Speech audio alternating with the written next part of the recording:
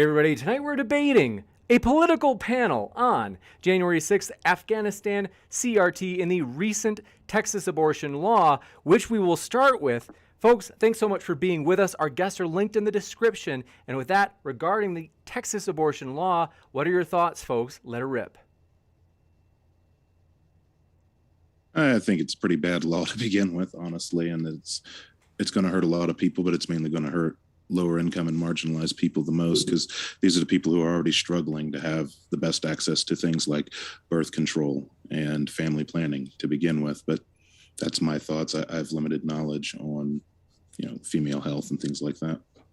Well, are we all aware of what is special about the Texas law compared to recent attempts? Because we're all special, right?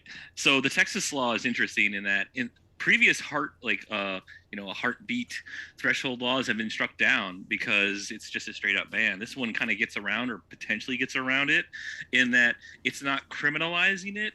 It's a civil. It's made a civil issue reportable by private citizens, which is why the Supreme Court hasn't immediately blocked it, and it's gonna go to the courts, which is interesting from a legal perspective, but I don't know how it's gonna work from like a practical perspective. Yeah, it's completely indefensible. I mean, not only is it clearly a violation of constitutional precedents on the issue, but the practice of circumnavigating the Constitution by deferring state law to incentivizing private lawsuits through bounties is insane. I mean, not only does this massively complicate things, not only will it choke up the courts, not only is it completely disingenuous, but it encourages a culture of fear and stigmatization where industry and friendships alike are ground to a halt as everyone terrified tiptoes around this ridiculous law, which was clearly put out there as bait. There's no way this survives scrutiny.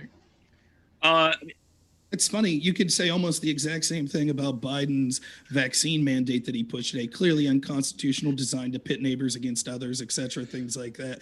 Wait, hold on. Wait, really quickly. It's an employer ban. How does it pit neighbors against each other? It's OSHA. Because the entire idea is to demonize the unvaccinated, which again, as Carr was saying, is disproportionately poor people and people of color, the unvaccinated. That's what the entire idea is, to place all the blame on them. We could talk about that another day though. But it's funny to see the my body, my choice people all of a sudden be real concerned about the government influencing what medications you have to put in your body.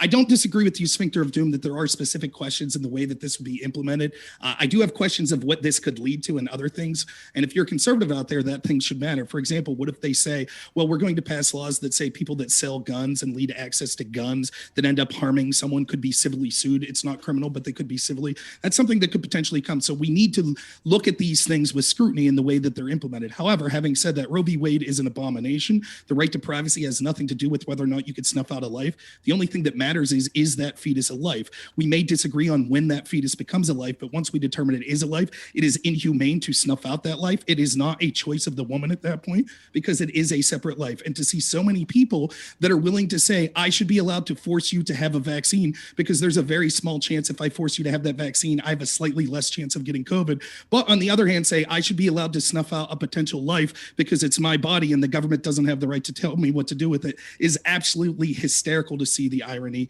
and the double standard. I would actually disagree there in that on a number of reasons. One, it is not necessarily hypocritical if you are a my body, my choice, unless you are going to harm another person. So people who are pro-choice don't see fetuses as persons who you're not actually negatively impacting, whereas those who are for vaccine mandates do think you're impacting a person. So it's not hypocritical on the part of those people. But let me stop you there. The point is, the only thing that matters then is determining whether or not the fetus is alive. Can we agree that if we could objectively see that the fetus is a life, then the idea of my body, my choice wouldn't apply because it's a separate life? A person, not a life. Right. Cells are alive. We need to determine personhood. Fine, personhood. The abortion debate is centered around two questions. One, when does personhood begin, or to what degree does personhood begin? And two, under what conditions does the right of one person supersede another? So it's not just, okay, the fetus is a person, maybe, but then, okay, under what conditions does the rights of one person supersede another? So it is not... The condition when you're killing one. That would supersede. Snuffing out a life and a person would supersede the inconvenience of the we person. can all agree the law is a legally indefensible, right? Wait, just really quickly before we get to the moral arguments, the legality of this law is definitely not constitutional, right? We can all agree this is a huge underhanded move meant to bait attention and circumnavigate an obvious constitutional precedent. Just real quick. Wait, so it can't both be unconstitutional and circumnavigating the Constitution. It either violates the Constitution or it doesn't. Or I think it does, but it does so in a unique way. I promise we'll come right back to this. I heard one voice that we hadn't heard from yet, but I'm trying to figure out where they were. Is that you, Kay? That was me. Go ahead, Kay. Okay, I'm, token pro-life activist here, guys. I've been a pro-life activist for 7 years. I have a vested interest in this conversation. This is all kind of like a moot point because the point of the Texas abortion ban as it stands right now wasn't to do some like weird shit with having citizens sue each other or sue abortion doctors in Texas. The whole point of this law was to see how the Supreme Court was going to react to it. It's literally just pro-life organizations kind of poking at that bear. We haven't had a case like this go before this particular Supreme Court with all of Trump's nominations on the Supreme Court. They just wanted to know whether or not it would go through, whether or not it was going to face backlash in the Supreme Court, whether or not it was going to be rejected by the Supreme Court, and it wasn't. So the whole purpose of this bill is just one step in the direction of trying to overturn Roe versus Wade. Once Roe versus Wade is overturned, you're not going to, this law is going to be null and void. They're not going to care anymore. They're just going to outright ban it. So I do have issues with this law. I don't see it being incredibly practical. I mean, private citizens suing abortion doctors whenever they have no stake in it, there's no loss. Like that's a hard sell, and you only collect the money if you can win your case. So you're not going to see a ton of people taking up these lawsuits because it costs money to sue people. And if you don't win, you don't get that money back. So this law, like on a practical level, like it's really not going to do much unless abortion clinics and doctors that perform abortions are just going like, we're going to abide by this law because we don't want to be sued. That's the only way that it's going to work. I see more abortions being eliminated in the state of Texas because of pro-choice misinformation that, women are going to get sued or that women are going to face jail time if they get abortions now in Texas. That's what's really going to bring abortion numbers down. It's not going to be this law because you're not going to see a huge amount of private citizens trying to sue abortion doctors when they have no stake or loss to prove in their civil suit. Wait, in what world is the state legislator pushing forward an unprecedented bounty on people who get abortions not their fault for disincentivizing abortions? It's not pro-choice propaganda that, the state is allowing people to sue anyone who gets abortions after 6 weeks or anyone who assists anyone to get abortions after 6 weeks. That's in the text of the law. That's not misinformation. Whether or not you think those lawsuits would be common does not speak to the fact that this fear is very obviously coming from the explicit behavior of those legislators. But you can't sue the woman that has the abortion performed on her. There are legal protections for the woman for both civil and legal protections in this bill for the woman that attempts to get an abortion or successfully procures an abortion after 6 weeks in the state of Texas. Just the doctors and anyone who could be argued to have helped at any point. Yes. I may be wrong, but I think Kay's point was that the misinformation is that the people who are suing have no standing. They have no case. So it's not going to go anywhere. The fear of being sued is not the same thing as losing a lawsuit. So I think that's what Kay's point was. Forgive me if that's my point. Like civil suits, you have to prove some sort of loss or that you have a stake in this. And a private citizen that just happens to know that this abortion doctor performed an abortion after fetal heartbeat was detected, they're not going to. The chances of them winning that suit are very, very low. And whenever you take the chilling effect that takes place, like if the threat of a lawsuit is more than enough to deter people from engaging in some types of behavior. And you don't know that those lawsuits are going to lose anyhow. You have no idea how these things are going to pan out, particularly given Texas's demographics, given the expense of defending yourself in a legal case. I mean, this is clear disincentivization. They're doing it through a legal loophole, but that's obviously the goal of this. We should be focusing on things that reduce abortions naturally and healthily, like encouraging proper contraception, good sexual health education, and making sure that people can make right family planning decisions. But instead, right now, what we're doing is encouraging some dystopic 1984 neighbor spies on neighbor bullshit in an effort to address this with the sincerity you'd expect political advocates to engage in. Again, I just have to bring up the hilarity of the double standard of the people that want to blame the anti-vaxxers for everything, talking about neighbors versus neighbors. Now, talking about the constitutionality of this, the truth of the matter is Roe v. Wade was an abomination in the first place because there is no constitutional right to an abortion. The idea that the Fourth Amendment right to privacy somehow entailed women to have an abortion is absolute nonsense. The Constitution is very specific about what should have happened. Abortion existed at the time of the Bill of Rights, and the Bill of Rights specifically said in the 10th Amendment that everything that is not outlined specifically as a power to the federal government should be up to the state government. Abortion is a state's issue. Each state should be allowed to pass the law that they want. If the federal government wants to change that, there is a process for it. That's called an amendment. They could pass an amendment that guarantees a woman's right to abortion. Supreme Court, the truth buddy. is that that's Supreme Court ruling. Well, yes, the Supreme Court, real quick, the Supreme Court acted in an activist way. The Supreme Court also, the same Supreme Court, well, the same body that also neglected to strike down this law right now. So I don't want to hear about its unconstitutionality. All that matters is what they say, according to you. I'm saying that we could have opinions regarding that anyways, and that this should be a state's issue. And also, the reason that you're seeing this, the reason that there is such a push to go against this is because the majority of people, myself somewhat included in this as well, had no problem with the old left-wing way of looking at abortions, which was like safe, legal, and rare, right? Like I myself think that there's a point where we should say that this is a life and that we shouldn't have an abortion. I don't know when that is. I'll admit that I'm not a medical professional. Is it heartbeat? Is it brain activity? Things like that. But up until that point, I was okay with abortions occurring. That separates me from many people that are on the right. The problem is the left took this and ran with it to insane lengths. For example, the New York bill said that anytime that a doctor and a woman felt that there was need for an abortion for her discomfort, including things like emotional discomfort, then they would be allowed to perform the abortion even in the 9th month. What happened now, to states' what pregnancy rights, has Rob? Well, again, we'll get to it. Let's get to it. Wait, weren't you just advocating for states' rights? Sure. Then the state of New York should be allowed to do that. But the truth is, the average people are disgusted by that. So New York should have the right to do it. It should be under Roe v. Wade. Wait, you can't be like, oh, I support states' rights, but when I'm disgusted with what the state does, that would be my argument if I was using the states' rights argument. You can't, if you're it's because you don't understand. It's because you don't understand what I'm saying. Also, I'm before you tear off on another tangent, you mentioned safe, legal, and rare. Making them available along with sexual education and birth control makes them safe, legal, and rare. That is what has been proven in developed countries around the globe. You want safe, legal, and rare. If you would let me finish, what happened was, although most people were on board with that, and I have no problem with the states deciding what their particular abortion law should be, that's fine. They can hash that out in their own state. So I'm not saying that New York doesn't have the right under the state's rights to do that. But what I'm saying is it disgusted the average person. And they now see how there are so many people on the left that don't just want safe, legal, and rare. They actually want to celebrate abortions. And that New York abortion law was celebrated by lighting New York City skyline up pink.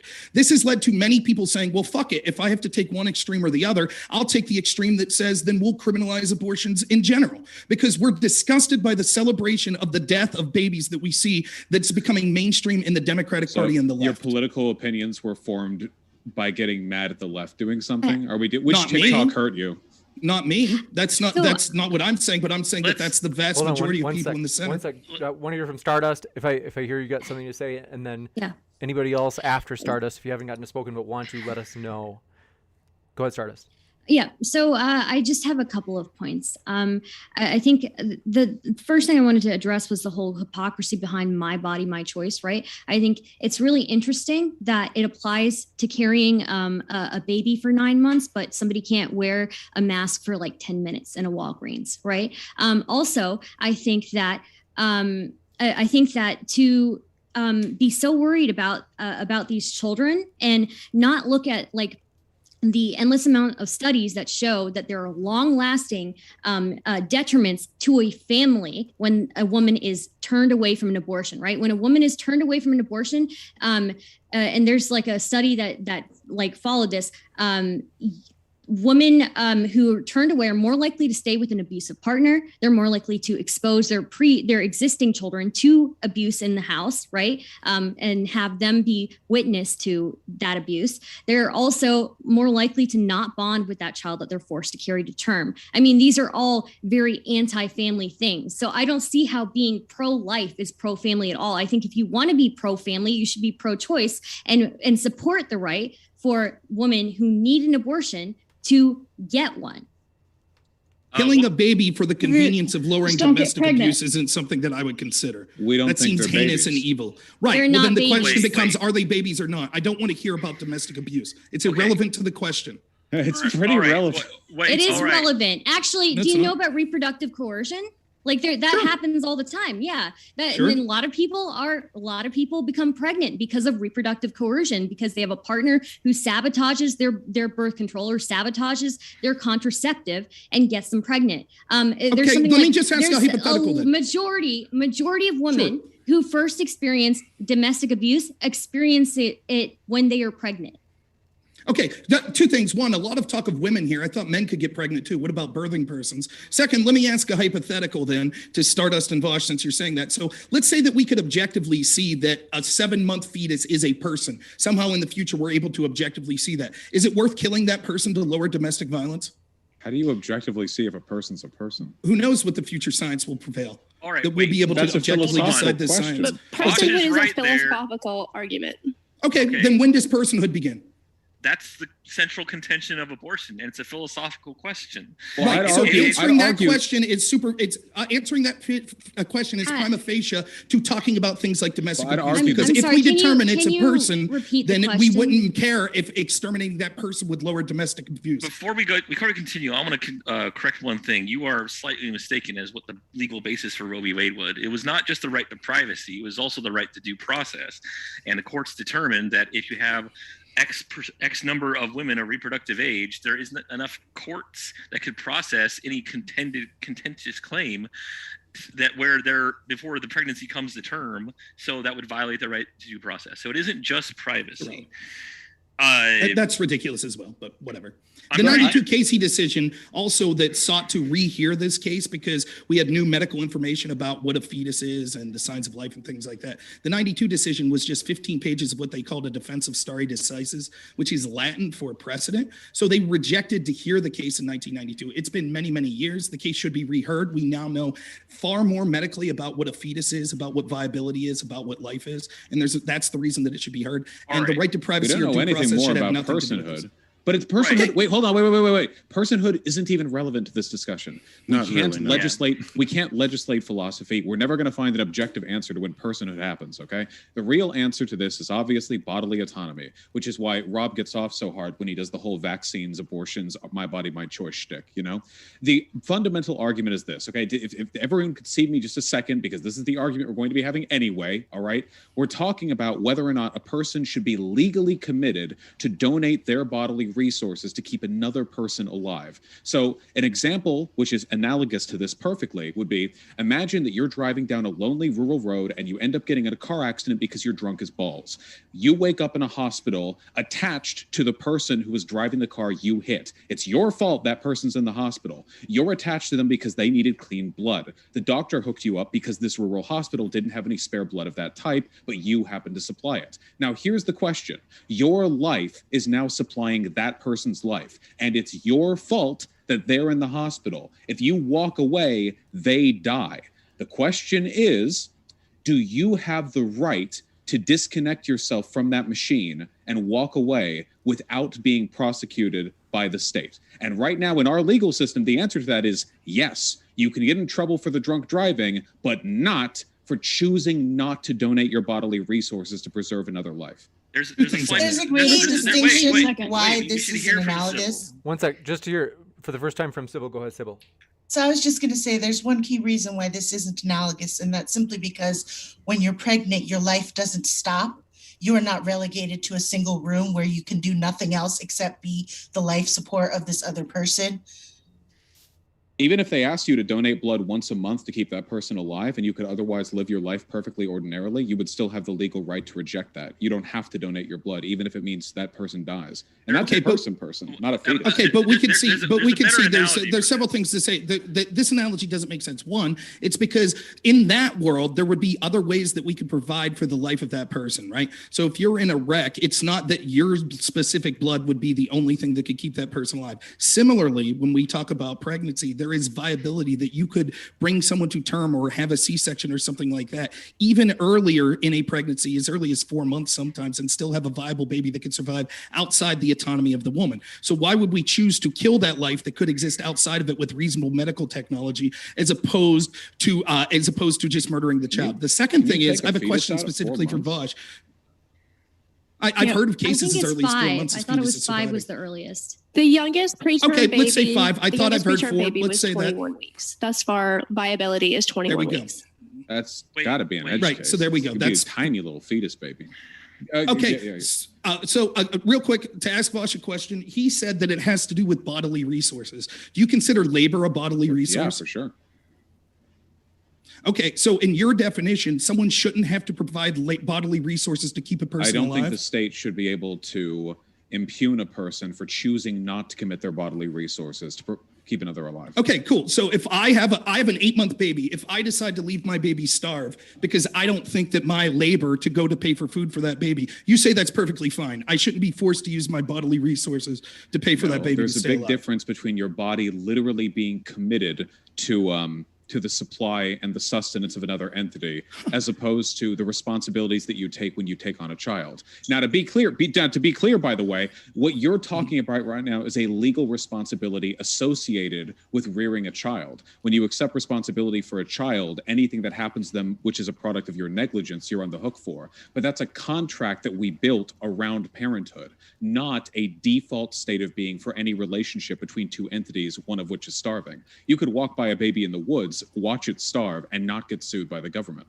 So I don't think these are necessarily analogous. What we see is so what we see is you've backtracked on your argument that it was about having to provide bodily resources. So when proven that your rationale would literally allow, and people do make this argument, as you know, Vaush, people question when personhood is philosophically. Some people say it's not until language develops. Some people says it's not until cognitive abilities around 3 to 5 months after being born develops. So this rationale of, oh, well, we define personhood as how we see, and we say that it's okay to extinguish that person because or that entity because it's not a person until I philosophically say it is irrelevant. All going back to the point to what I originally made, which was if we determine the question is personhood, that's the question. Why did I the idea of once people decide that it's a person, real quick, let me finish. The idea of once we decide that it is a person, but we still have to exterminate it because of domestic abuse is nonsense. If we determine that it's a person, then saying, but we still have to eliminate it because it'll solve domestic violence. That's what you said. That's why I said it's irrelevant. Are you kidding me? It's about children that already exist in this world. And it's about that child that will be brought in and will have to live in an abusive household, will have to suffer economically for decades to come after that. So kill it instead? It's not a person to me yet. Adoption. It's not a person to me. You can adopt. Can destigmatize other things that you can do with that child. I mean, are we going to start prosecuting people for having miscarriages? One sec, are we going to start I suing people? I promise we'll come right back to you, Stardust. I think Sybil was saying something first. I promise we'll come right back to you and give you plenty of time, Stardust. Sure. Emma was talking. I was just going to say that there's. Oh, sorry. Yeah. My mistake. Emma, if you were also trying to get your first word in for the night, we want to give you a chance. All right. Right now? Okay. So with the abortion, there's many other options. Adoption, there's the foster care system. I myself am adopted, international adoption. So just because a lot of us want to play God and think we have a crystal ball and the kid might have a bad life because of abusive house or we're poor right now. Circumstances change. People, you're not going to be in a miserable state every single day of your life. You're going to have peaks and valleys, but that's not an excuse to just eliminate a life. I can't buy into that justification for that abortion. And most abortions seem to, like 98% of abortions are out of convenience, either due to, only 1% of abortions are because of rape or incest. So we're going to justify it. No, it's true. What about reproductive coercion? Do we have numbers on that? Because I don't think we would. That's got to be reproductive coercion happens in abusive relationships all the time, right? People sabotage.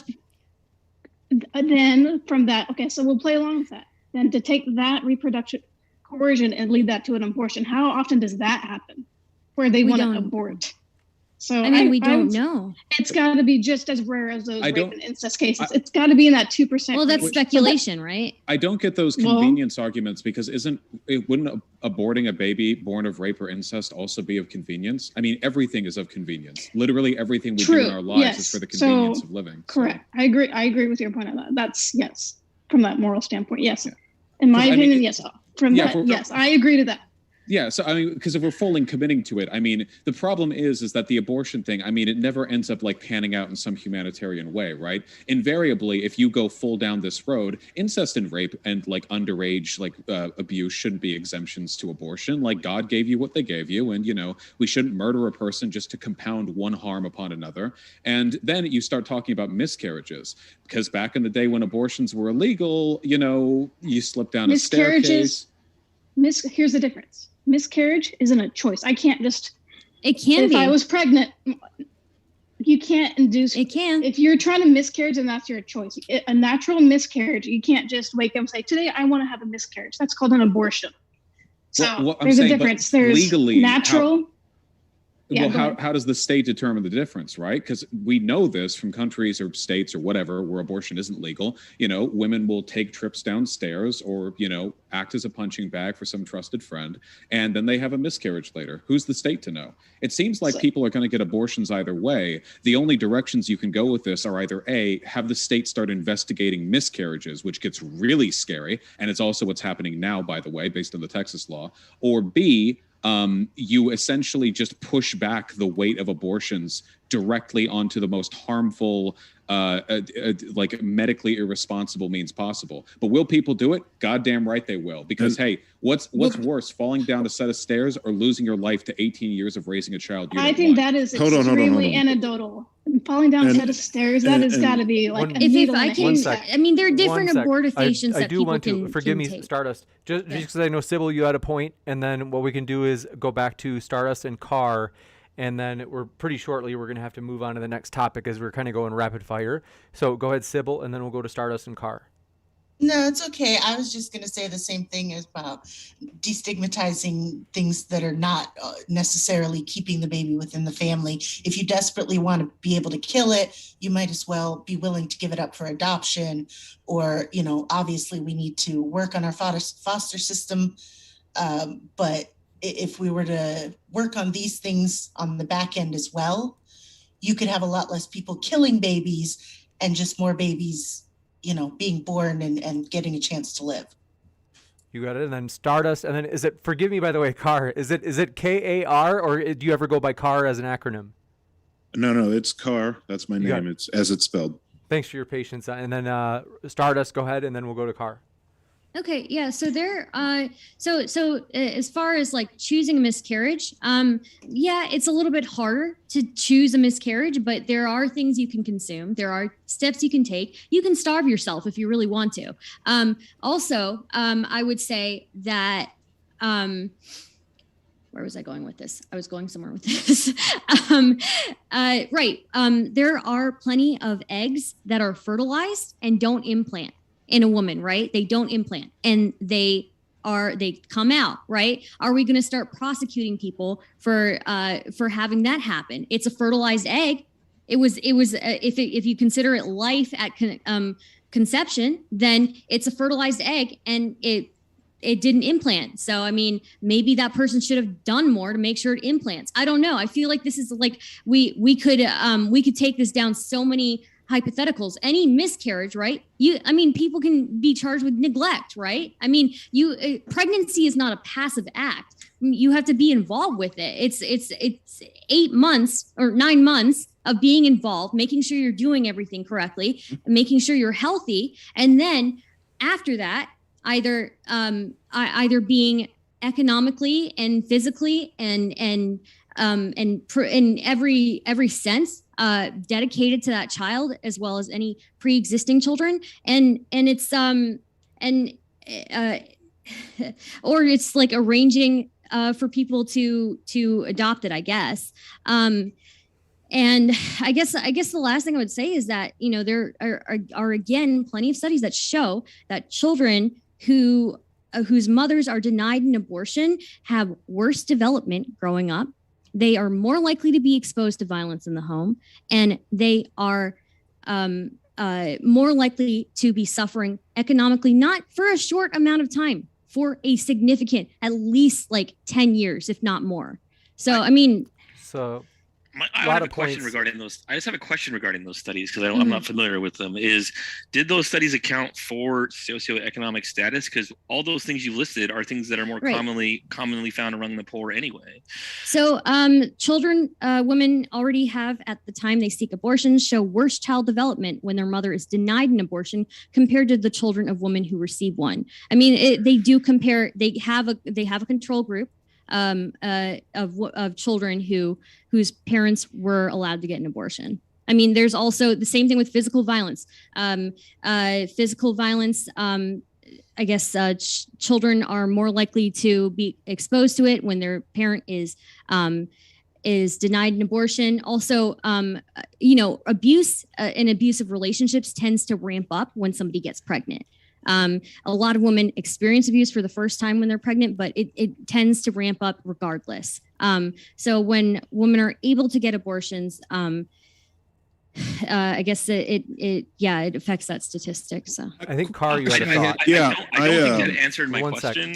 But I'll go quick. We'll give you Sphincter. I promise we'll come back to you, and especially if you're kind of giving a little bit of pushback, because I think that rather than wrapping up with this topic with two people who lean more pro-choice, I do want to give a little bit of time of response from a pro-lifer, or I don't know if you're even a pro-lifer, maybe you're pro-choice, but to get the variety in, I want to go first with Carr, though. All right. Yeah, I'll make it quick. I wanted to directly answer or at least speak on Sybil's point earlier, saying, oh, well, you can, pursue adoption or fostering and things like that. That doesn't take away the fact that you are telling someone they are still forced to carry a child to term. You are telling someone they are forced to wield a cesarean scar or potentially have lifelong changes done to their genitalia. You're telling someone that they can potentially get postpartum depression, something that they may never fully recover from. You're telling somebody that if they have complications during delivery, they could have lifelong trauma, not to mention scarring or damage to their body. So we can't be blasé or nonchalant when we tell people that, oh, you just bring it to term and then put it up for adoption, because even that in of itself can be a traumatic act. And I don't believe that's something that they should be required to go through. And then I will put this back to the people who are assertedly pro-life, because nobody really addressed my point earlier. I assume that this law in Texas was set in place to lower abortions, but nobody has responded to the fact that in developed countries, most of Europe, the United States, and large parts of South America that actually have good access to birth control, as well as available abortions that are unrestricted for whoever needs them, and they are financially accessible, they have less per 1,000 women. There are multiple sites that report this. You can look up different websites that report these numbers. So the action that the law is taking, the only outcome that you could want from that law is to punish people for having abortions. That's the outcome that will come from the law. Go ahead. I want to give whoever would, you could say, disagree with Stardust and Carr to some degree at least, just so we have a little bit of balance before we move on to the next subject. Kay's been waiting patiently. Kay should have his. Kay, let's go. Sure. Okay, I'll try to be quick. I should have had a pen and paper to write down everything I wanted to respond to, but I'll start with. For sure, have to go to the next topic. So go ahead, Kay. Sorry to interrupt. I will address Carr's question first, because I agree with you. Okay, having access to contraceptives, better sex sexual education, getting to the root of the problem for these socioeconomic issues that drive women to have abortions is what is drastically going to lower the abortion rate. Majority of the pro-lifers agree with this, and it is something that there are whole organizations within pro-life activism that are addressing these issues, and we want to see these issues addressed. We want better access to contraceptives. We want better sex education. We want to address the socioeconomic issues that drive women into abortion clinics. But making abortion illegal does bring it down by as much as 15%. Now, that is a small percentage, but it is a small step in trying to save lives. Now, I am not a more right-leaning conservative pro-life activist. I do believe that the social issues that go into abortion are equally as important, if not more important, than making abortion illegal, because that's where you're going to see the majority of abortions go down whenever you address the socioeconomic issues that women are facing. I do. Now, Can I real quick just say, I just want to ask a quick question, just real quick. If we were saying this, that the definition of personhood is Rob, different, I just want to ask, are you people saying that Rob, a 9-month abortion is Rob, acceptable? I just want to ask. If we have a very quick answer, I am okay with that. But it's a then quick we question. have to go to the next one. And Rob, I That's a promise big you, your question. punishment later will be severe. Go ahead, Emma. That's a big question. That will open up a big can of worms. But I was going to reiterate or just touch back with the other gentleman's point about forcing someone to carry their baby to term and all these medical, the scarring and the bills and all this stuff. That's the same thing with abortions too. Abortions aren't perfectly safe. You can get death is actually a severe, it's not common, but you can die from abortions. There are statistics. You can even get your uterus punctured. I mean, they're not, this is even by professional doctors. There are risks and heavy complications with abortions, just as like giving birth. So you got to look at both sides of the Is their rate anywhere equation. near that of childbirth death rates? No, it's not. Okay, cool. Which is very rare. Hold on. 9-month Okay, abortions hold on. for We elective really reasons, do. we're cool We with do it? have to. We already talked about this. We were supposed to end with K, so I have to jump in. I do want to mention we are going to read some of the questions, and one of them is aimed at you, Vaush, believe it or not, and then another one is more generally for the pro-choice side. I do want to mention though, forgive me for cutting you guys off because I hate doing that to you guys, so forgive me. But I want to let you know, folks, if you want to hear more from any of our guests, they're all linked in the description. You can check their channels out right now, as we really do appreciate our guests. And also want to let you know, if it's your first time here at Modern Day Debate, we are a neutral channel hosting debates on science, religion, and politics. And we hope you feel welcome no matter what walk of life you are from. With that, we're going to go over a few questions for this topic, and then we're jumping into the next topic of Afghanistan. So this first question coming in from Hate Watcher for pro-choice side in general says, should a male be able to force a female to get an abortion if she sabotaged him to get pregnant? No, that's my hot take for that one. No, I don't think that that would be wrong, but I still don't think turning around and removing someone's autonomy by force that would still be wrong, and I wouldn't advocate for that either. Gotcha. Well, the problem there is that now you're in a situation, given the legal structure that we have, is that the mother is forcing the father to labor to support that child if she has every intention of bringing it to term.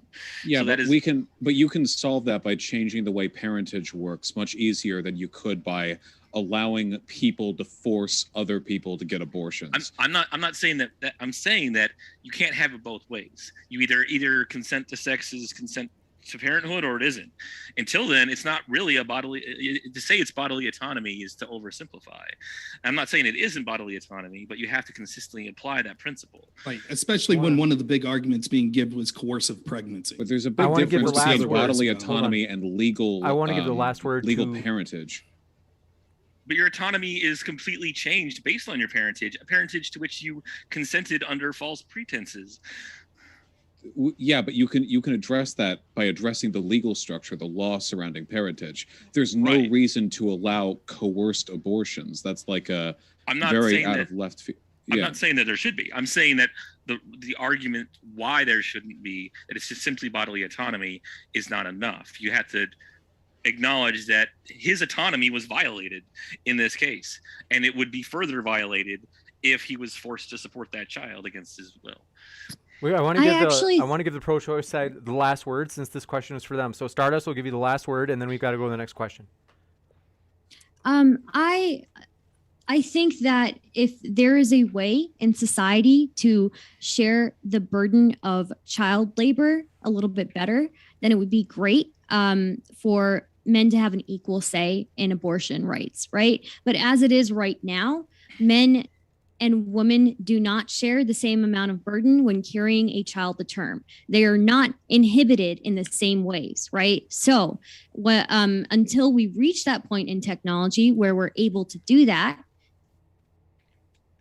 I feel like it's fair for the person who is bearing the brunt of that labor to bring that child into the world, for them to have the ultimate choice in this. I know you got another round in the chamber, SOD. You got to let me make it up to you. I promise I'll make it up to you in a future debate. I know that there was a debate you requested earlier, so I promise. But this one coming in, forgive me, SOD. I have to. Made by Jim Bob says, Vaush, as technology brings viability very close to conception, what will pro-choice people say? What will pro-choice people say when what? As they're saying, as the technology continues to improve, pushing viability back toward conception, and nearly, I think that they're saying like close. They say close to conception, so maybe they're within talking a month. about external wombs. Oh, that doesn't change the math. Look, based. It doesn't change the math. Look, if we have a system where you can do an abortion or like remove the fetus and put them in an external womb, and they're both like roughly equally invasive medical procedures, then I would favor the latter, I guess, right? I mean, more people to play video games with in the future. But if I don't think that should be an argument against abortion if the other option is much more difficult or expensive. But again, so it goes back to the question, if this is all about the definition of personhood, and you said taking one to the logical extension, it would mean that we would have to exterminate people, even those, or we wouldn't allow those from rape or incest to have abortions. My question again is, well, the other logical extent would be, are you saying, and is Stardust saying, that your interpretation of personhood would mean even at 9 months, a woman for elective reasons could terminate because it's not a person? If the alternative is being forced to carry to term, then yeah, sure. I personally, I think I have like a dotted line at a certain point. And I think at a certain point in a pregnancy, it should be up to the doctor and the person who is carrying that pregnancy. I don't know. I feel like it's 1% of abortions are performed at that point. Like if it's like 9 months, you just induce labor. No, basically. so for example, the New York law said that.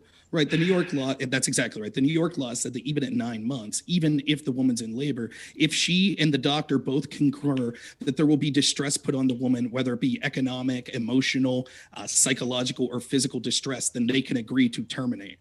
This happens. There are hundreds of thousands of third trimester abortions that occur. And logically, and Stardust, I appreciate your position, but you could understand the pro-life position then of just saying, well, we think that personhood, if you're not saying personhood is at birth, then we have to have a distinction of when personhood begins. It seems like the best markers would be things like brain activity, heartbeat, things like that. But to Vaush's point, you could see the monstrous nature of these people that are pro-choice that would literally allow abortions to occur even while a woman's in labor. So if I can interject, and it's why people push back. If I can interject for a second, okay. Can I just say one thing? Okay, really quick, I just want to say, Rob, I think it really speaks to the weakness of your points that you're incapable of holding any position without saying the left is responsible for you holding it. Everything you say is I didn't say me. The left went too far, and that's why I believe this. No, I mean, with the personhood argument being like purely philosophical, and with you not having actually posited any philosophical arguments for your belief in personhood, I don't know how you could call my belief here monstrous. It just seems like kind of a intuitive moral position of yours, like a baby. I need to correct something. I'm sorry. I need to correct something. When people are having this 9-month abortion or 8-month abortion, a lot of the time, women who give birth and have these complications, they either have the choice of giving birth to this child and having it suffer for 3 days in pain, right? Because there's a complication, or they have the choice of terminating that life early. So it's going to be a death either way. I would rather have them the ability to choose one that's going to be easier for that person. Again, according to the Guttmacher Institute, I do want to jump in. Forgive me, Rob, for doing this. Don't worry, this question is actually for you, Rob. So you might be able to work in your answer to some extent, but I do want you to first address this actual question. They say, Bash the Fash, Spank the Tank asks, or says, Rob lied about New York abortion laws, by the way. It's extended to 9 months in cases of medical necessity, such as lacking fetal viability or threat of the mother's life. That's not true. It is extended to 9 months, but it talks about distress it defines of harm to the mother as things like emotional distress, any decision that is made that there are types of distress. I don't have the law right in front of me. What I do have in front of me, though, is the Guttmacher Institute, which is one of the most prolific pro-choice institutions that exist. It claims that 80% of late-term abortions in the study that they did were for things that were reasons that were basically elective, such as they didn't feel that they would be able to financially provide for the children. They didn't feel that they would be able to emotionally provide for the children. So most of the later-term abortions... Sure, but most of the later term abortions weren't because they were concerned that the baby was going to be born with a chronic issue or the woman's life was going to be in jeopardy. I'm sorry, but when somebody has made the conscious choice to carry a pregnancy up until 9 months, making the decision to have an abortion at 9 months is not something that I imagine is easy for anybody who has spent that time doing that. I don't think I feel like there may be a little bit more there that we could look into, but I'm not one who's going to think that somebody just changes their mind at 9 months after carrying a child for that long. Especially considering that carrying for 9 months requires a much more physically invasive abortion procedure. It's not just taking a pill at that point, but moreover, you're talking about the percentage of people, aborting a late term fetus for convenience, as you called it, for financial issues. Talk about the actual raw numbers here. What percentage of abortions are late term? Because are we quibbling 30%. over a statistical anomaly? The numbers that I've seen is 12,000 a year. 12,000. Yeah. There's like 600,000 abortions a year. It really is. Right. They are the minority of abortions. But that's 12,000. So 12,000 dead babies is okay. I didn't say it was okay. I'm saying so it's not an insignificant number. Can I interject here really quick? Because I want to address the late term abortion thing, because there's so much misinformation about late term abortions. It's actually incredibly ridiculous. Whenever you're talking about a late term abortion, this is an abortion that takes place over a 3-day period. And it starts with sending the baby into cardiac arrest. And then the woman has to go through the process of labor with absolutely no help. If anybody knows anything about how labor works, it's the baby and the mother working together to get the baby out of the birth canal. It's incredibly hard whenever the baby is dead and cannot help you. This is something that takes place over a 3 to 4 day period. It's an incredibly traumatic thing. And if you actually go and look at the numbers, I can't pull it up because I'm streaming from my phone, but late-term abortions in comparison to the maternal death rate are actually incredibly close together. Late-term abortions are incredibly unsafe for a multitude of reasons. So whenever you're comparing having a child through natural birth or through C-section or going through a late-term abortion in aspect of safety, there is potentially no difference. Given that the question was technically for Rob, but speaking on behalf of Rob, thank you, Kay. And we are going to jump into the next topic, as I think we're only going to maybe get 2 topics in tonight, as we had discussed talking about Afghanistan, whether or not this has, we'll let you put it in your own words. As we transition into this brand new topic, any thoughts on Afghanistan in either direction? Yeah, I'd like to praise the Chad Biden for doing what Donald Trump couldn't, which was actually following through on his promise to get out of Afghanistan. Trump, he talks a big game, he flaps them lips, but at the end of the day, he kept pushing that date back and back and back and back after the inauguration date. Big ball Biden coming through, actually taking it to task. I respect that. I have a question for everyone. Go ahead. So does everyone agree that we should have, so let's ignore the when we left, but should we have left? Does everyone agree? Because I think, yes, I agree, but we should have left. I agree. We never should have went in. And the problem is that how you leave is that you have to leave in a functional way. And we kind of left the Afghan forces out to dry. So it was a kind of an incompetent leaving. I'm not saying Trump would do any better. I have no reason to think that he would. Obama and Bush, they couldn't get out either. So it's more like, let's just get kind of a ripping the Band-Aid off. kind of situation. The last three presidents talked about withdrawing from Afghanistan, which I also agree is a place we didn't really belong in the first place. And all three of them failed to do it. In this case, one of them mostly did it, but did it in such an utterly fucked way that it led to a lot of loss of life, and it's going to lead to even more loss of life. I'm not convinced that with all of the troops we did have there prior to the start of the withdrawal, that we could not facilitate better evacuations. This is something that should have started 4 months ago. But instead, Agreed. we're going to rush a withdrawal in the space of 3 weeks, leaving people fucking clinging to landing gear on aircraft and flooding a tiny ass airport in Kabul. So I would say that our current president failed in that regard as well, because it wasn't a good withdrawal. It was a messy, botched withdrawal.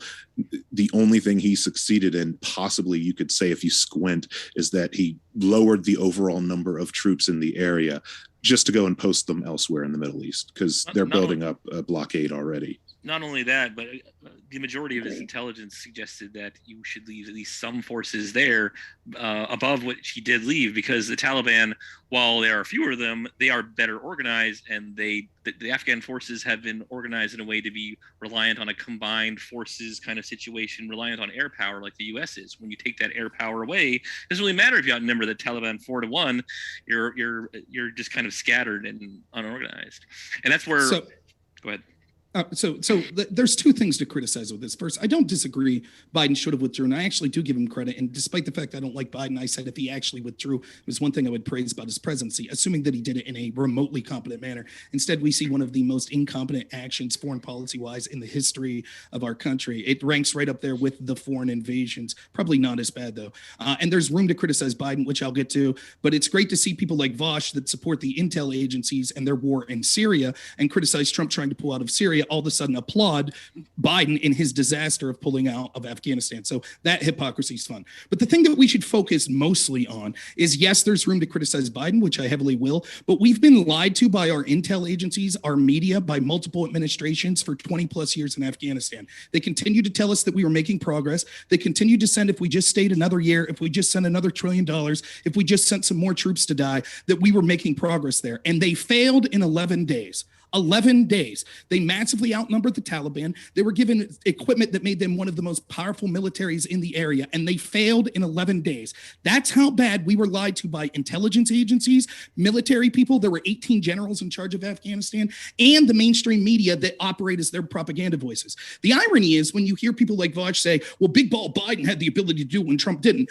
Vaush and authoritarian leftists like him were praising those same intel agencies and propagandists in the media when they were spreading bullshit stories when Trump tried to pull out, such as anonymous intel agents say that there are bounties that were placed on U.S. troops by Russia. And so if Trump pulls out, that's a pro-Russian move. People like Vaush and his ilk were praising those intel agencies and those propagandists when they were saying that shit. So it goes to show that they can't have it both ways. The left endorsed the intel agencies in their war against Trump. The reason they went to war against Trump was because he criticized their policies in the Middle East.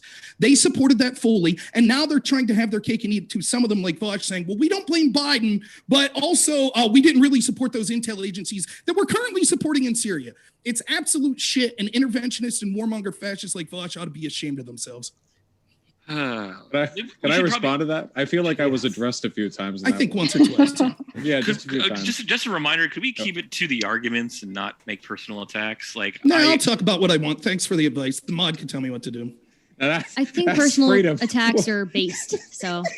Okay. They're not helpful or useful or effective. I don't understand. It's just a waste of breath. That's my opinion. We'll jump over to Vaush. Yeah, no, it's okay. Sorry. Okay. Saying that it's like, there are a lot of Republicans who have been saying that the Biden withdrawal is one of the biggest foreign policy disasters in a long time. I think that's ridiculous hyperbole, no matter how you slice it.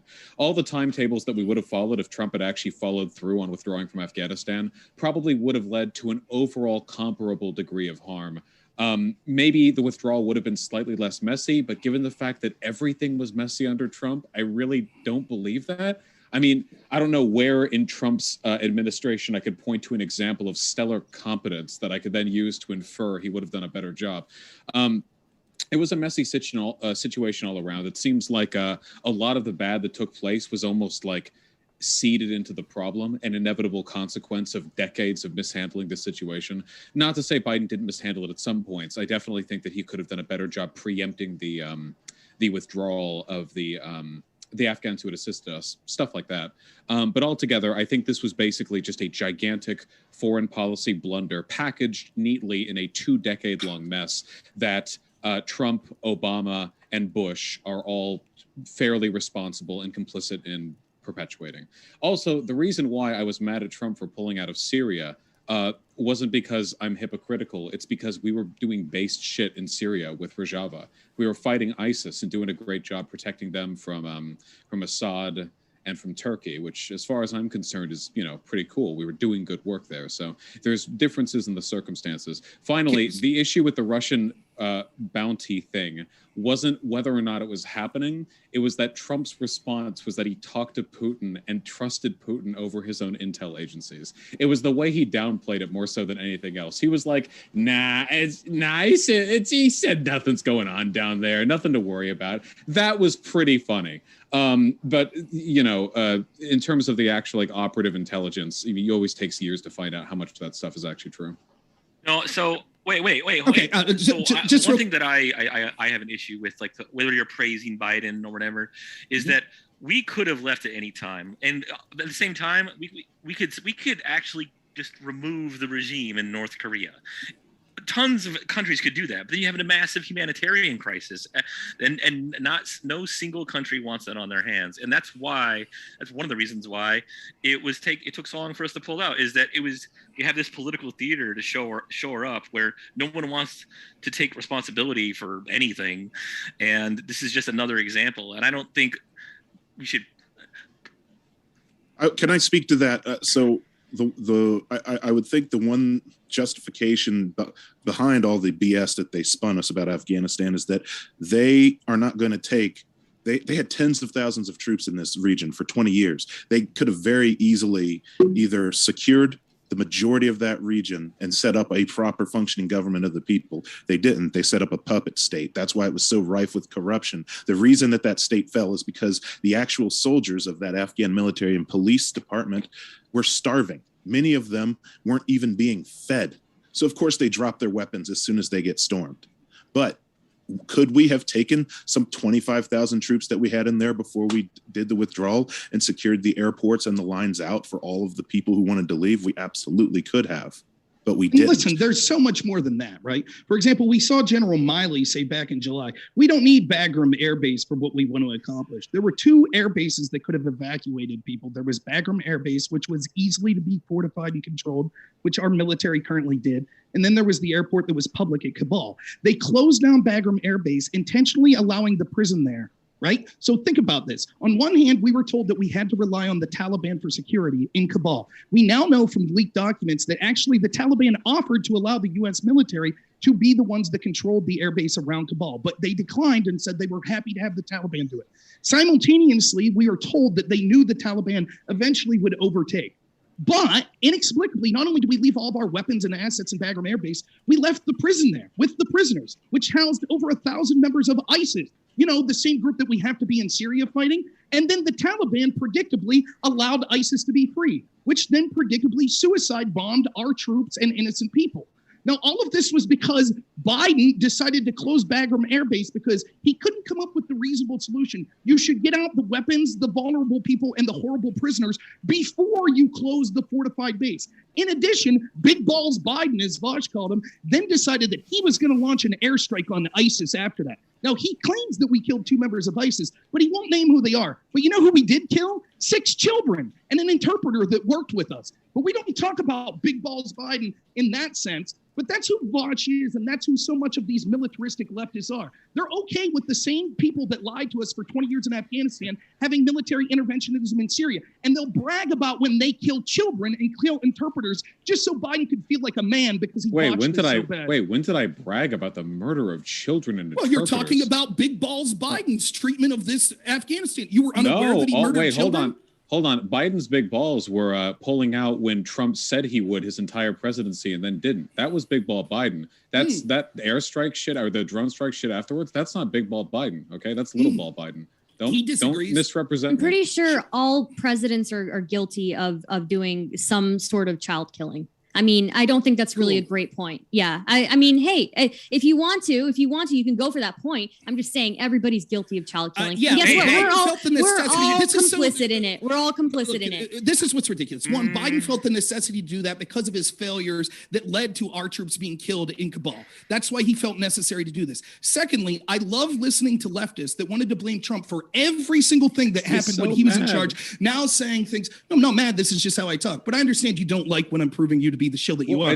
How they wanted to blame Trump for everything. About. You just say one thing and then spend like 6 minutes talking about, and this is what I love about the left. And then you talk about like 6 other grievances you've imagined you have. But we're not actually as opposed to you I really appreciate it. Trump would have you been guys different. have like this great tension between you. Sure. But I think some other people would like to get in as well. Great. I'll finish my point then. So the point is, real quick, that what you see is that they want to blame Trump for everything in his presidency and then deflect. Jesus Christ, dude. Rob, repeat yourself 10 more times. I definitely respect that.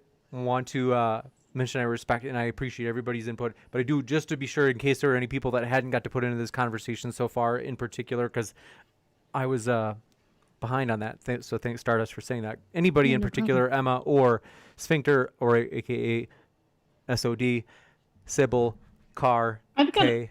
I would like to hear. I'd like to say something, but yeah, you see, somebody else should go first because I just spoke. So, just a couple of remarks. George W. Bush is probably loving this. He's sitting back and watching the three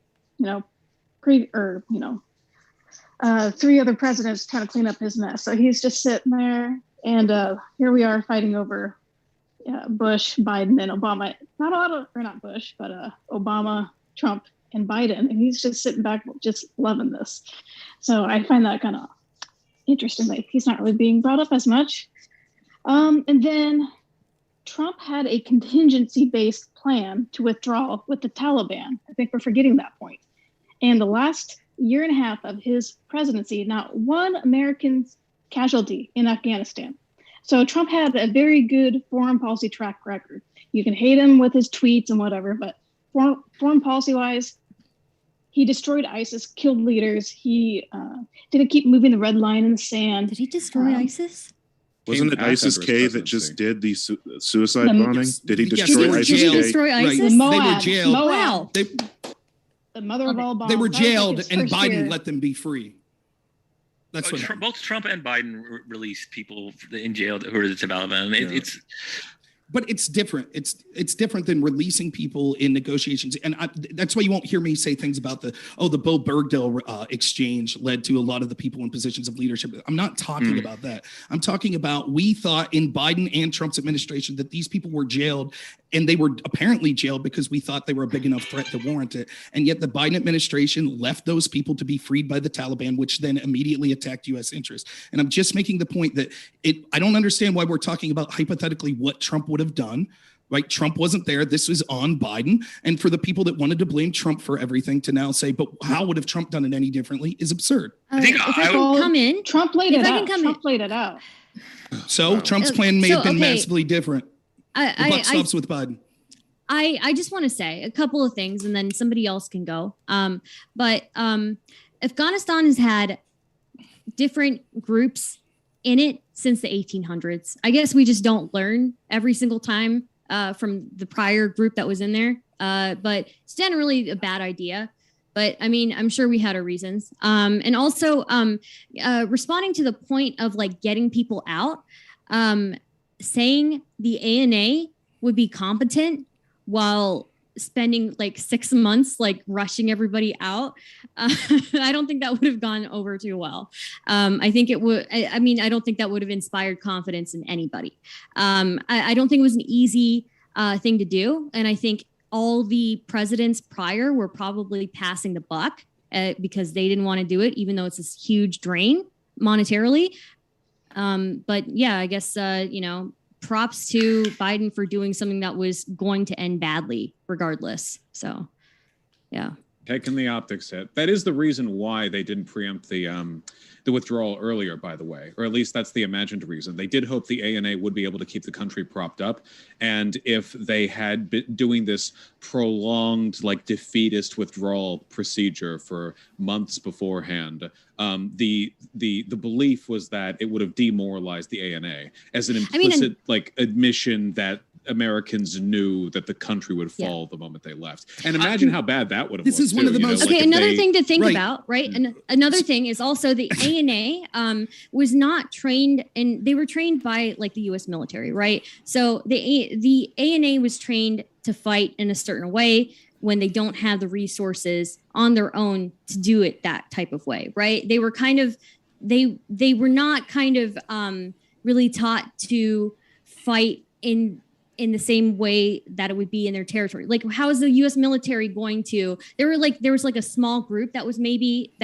competent, but like the rest of them, the U.S. training would not have worked in that environment. They were too reliant on like a backup group, right? So. Okay, two things on that point. One, then we were lied to by our military and intel agencies for 20 years and wasted trillions of dollars. And that's through multiple administrations. That should be a reason that we consider not trusting those same intel agencies and generals in places like regime change in Syria, which is absolutely horrific that many leftists support. Secondly, when we talk... ISIS. Right. Well, we see that ISIS was being fought and captured in Afghanistan as well. We see what happened immediately when we left. So that seems, if the justification is we have to stay in Syria to stop ISIS, how wouldn't that same justification be used in Afghanistan? Because... Okay, there are quite a few differences. First of all, our occupation with Rojava was useful because we were also defending historical allies against an encroach from Syria and from Turkey should we withdraw. Additionally, it looks like our pushback against ISIS was actually working. All we were really doing in Afghanistan was like holding the cities while the Taliban continued to surge and swell, fighting against the ANA and dying doing it out of the border side. It seemed like the project going on with the Kurds was actually functional. We owed them as long-term allies, and they were also victims of like 16 different flavors of persecution that we were preventing. I think in that case, there was a much greater potential for long-term benit. What is this attempt at whataboutism anyway? Are you just it has nothing to do with whataboutism. You're just mad that I pointed out Trump withdrew from them. It has to do with holding you. Someone who brought up Trump then talking about whataboutism is hilarious. But even your point here doesn't make sense, because if that was the case, we could see that the Biden administration is saying there's a fundamental difference between the Taliban and ISIS. Would you agree with that? I would say so, sure. Okay, so then your argument that, well, we had to leave because the Taliban was continuing to grow and encroach is irrelevant to if we were keeping ISIS in check in Afghanistan. Now, I wanted to withdraw in both Syria and Afghanistan, but you're saying in one area we couldn't withdraw because there'd be a resurgence of ISIS, but in the other area, Afghanistan, you favored withdrawal, which immediately led to a resurgence of ISIS. So it doesn't make sense. The difference being that our withdrawal from the Rojava area would mean the absolute and guaranteed defeat of those people, whereas the point of the Afghanistan project was to prop the ANA up. Obviously, that didn't work, but nobody knew that for sure, or nobody knew how effectively they'd be able to hold themselves off until the months leading up to our withdrawal. Or by anyone, I mean we didn't. I'm sure military officials knew they were lying about the success of the ANA. But they knew damn well. Yeah, right? They knew. We knew there was plenty of corruption running in the ANA exactly. from day one.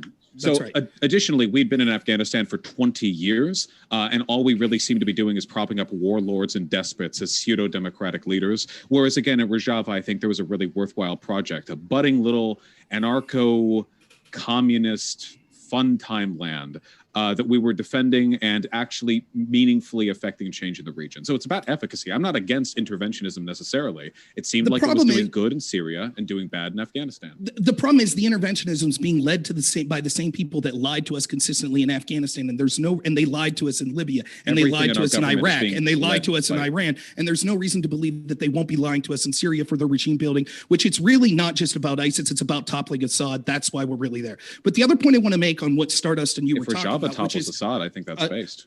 Right, of course, that's what it's really about. But wait, the other point I want to make do you prefer Assad to Rojava? Again, I don't care to deflect that talk about your efforts at regime change. Wait, you brought it up. I wasn't talking about regime change. Again, that's exactly what you're talking about. You're talking about, well, yes, when I say the real reason we're there is to topple Assad, you're like, that would be a good thing. We could have another debate on that. No, I was only saying if it happened, it would be a good thing. The project there was the Kurds having a separate area so they wouldn't be persecuted by Turkey or by Assad. We get it. We understand. We understand that people want regime change and think it would be based. The leftist interventionists want that. Rojava wasn't moving into Assad. Wait, you're completely making this up. Rojava wasn't moving forces to go dethrone Assad, and U.S. soldiers weren't participating in that effort. You just said that you would be in favor of it. I said that if it happened, Rojava is preferable to Assad, but that was not a project of regime change. Okay, well, that's what's going on there. We could see there have been generals and others that have talked about that one of the reasons that we're there is actually to apply pressure on the Assad regime and lead to eventual regime change of it. That's one of the reasons that we're there. But the other point that I want to make on what was said here, again, what was said here by Stardust and Vaush was this. They said, no, wait, I'll talk to you for hours afterwards about it if you want, but I want to address the point that Stardust made. Hold on one second. Okay, I do want to give Rob a chance to respond, and then I promise we'll come right to you, Stardust. Okay, both of you seem to make the argument, right, and correct me if I'm wrong, that it was about not inspiring a lack of confidence. That if we would have came out and said these people were doing poorly, it would have led to a lack of confidence in the ANA, which would have caused a debacle, correct? Both of you said that, right? It would have looked really suspicious for us to be saying, everybody get out, while telling everybody also the ANA can handle this. Okay, so what we see is, the rationale is, well, we couldn't remove the ISIS prisoners from Bagram. We couldn't remove $85 billion of military assets, which has now made the Taliban one of the most sophisticated air forces in the world. We couldn't remove our U.S. allies and U.S. citizens who were there, because if we did that, it would have led to a lack of confidence in the ANA. Well, congratulations, by not doing that, the ANA had so much confidence that they lasted 11 days.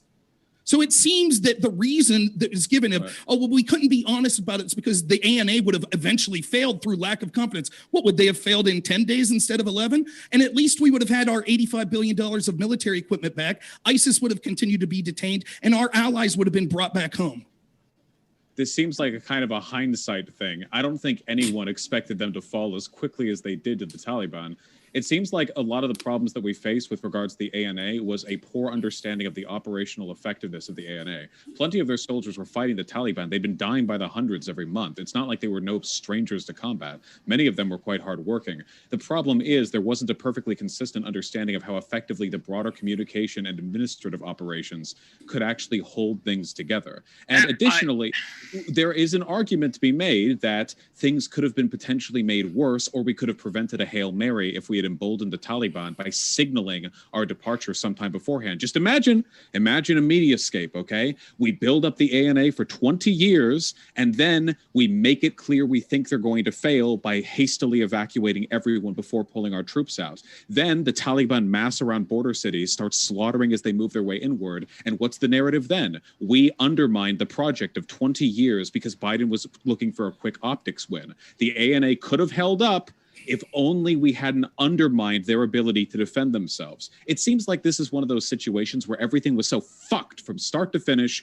that no matter how things were going to go, there was going to be an element of it that was mishandled. I think we can talk about the elements of the mishandling in a fair light without acting as though we had like perfect operational knowledge and hindsight on how this could have played out with the withdrawal. Rob, I have a feeling you want to respond, and I'll give you a chance to respond. But just to be sure, in case there's anybody else that wants to respond as well, it's been moving fast. So in case Emma, K, Carl, looks like you got your hand up. Yeah, I'll be quick. I just wanted to propose a slight shift in topic. If we can maybe look, in keeping it on Afghanistan, look at what's the panel would think our responsibility is to Afghanistan now in the aftermath of our withdrawal. I think that would be a more productive discussion. Reparations. That's a proposal. I think placing blame where it needs to be and calling out the left that said that we needed to elect Joe Biden for his foreign policy acumen. Yeah, okay, Democrats, if that makes you better. That said we needed to elect Biden for his foreign policy acumen is something that we should do.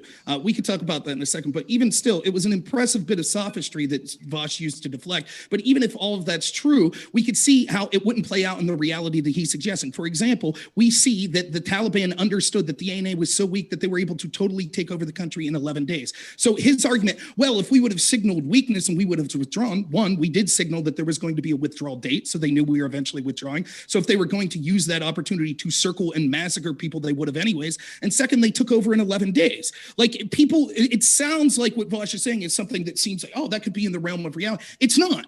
The Taliban took over in 11 days. So everything that he's saying isn't a defense of Joe Biden not getting our people out, not keeping Bagram Air Base, not getting our assets out, and not getting the prisoners out. None of that's a defense of it. The reality is the exact scenario that Vaush is talking about literally happened. You can't imagine a foreign power like the Taliban taking over quicker than 11 days. He's literally saying if we would have got all those things out, they could have taken over in 7 days. And then magically they would have decided to massacre people when they didn't decide to do it in that way in 11 days. Why would they have behaved differently if they were able to overtake in a fewer number of days than 11? That's not what I said. I said that it could have been that way, not that it would have been that way. It's okay, so it's not a defense of Biden's actions then. No, saying hypothetically this could have happened, but I have no reasons why it would have been different. No, it's an indication that there was I get there's tension between you guys, but I think Kay actually, I would like to, hear what she has to say. So thanks, moderator Stardust. Real good contribution there. Jesus Christ. Well, I'm just saying, I'm getting tired of I'm looking to. It is thank true. you, Stardust. I hadn't noticed. I hadn't noticed that. So go ahead, values that I knew you for. Look, all I'll say is, hold on. But you want to hear from Kay. Kay, what do you got?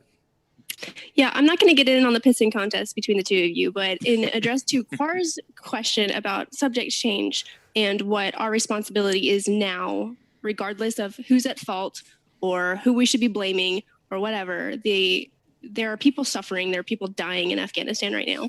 And there are so many people that in the last 2 decades that we've been in Afghanistan have put their lives and the safety of their families on the line to be helpful to the American government in our occupation in Afghanistan. We absolutely have a responsibility to get them and their families out and make sure that they are safe. And that should be our top priority, not just determining who we should blame, who should be put on the chopping block for this.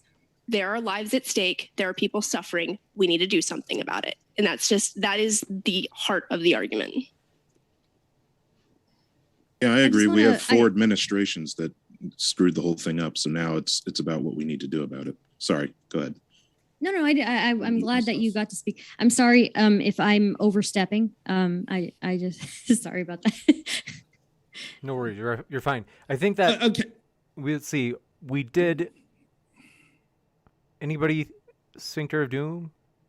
Well, I wanted to say at least what is known is that preliminary reports as to the viability of at least the Afghan Air Force, is that without contractor support, those planes would be inoperable within 6 months. And Afghanistan is a landlocked country, and the Taliban basically controlled everything around the border. So once the U.S. forces left, they were essentially on their own. They didn't have the support structure was never actually set up. Once the U.S. was there, and once they left, it's gone. But I do agree that we should instead focus on what do we do next, because, I mean, whatever's going on between Rob and Vaush, I don't want to be part of. And honestly, I think it's one way. So I don't. I'm not.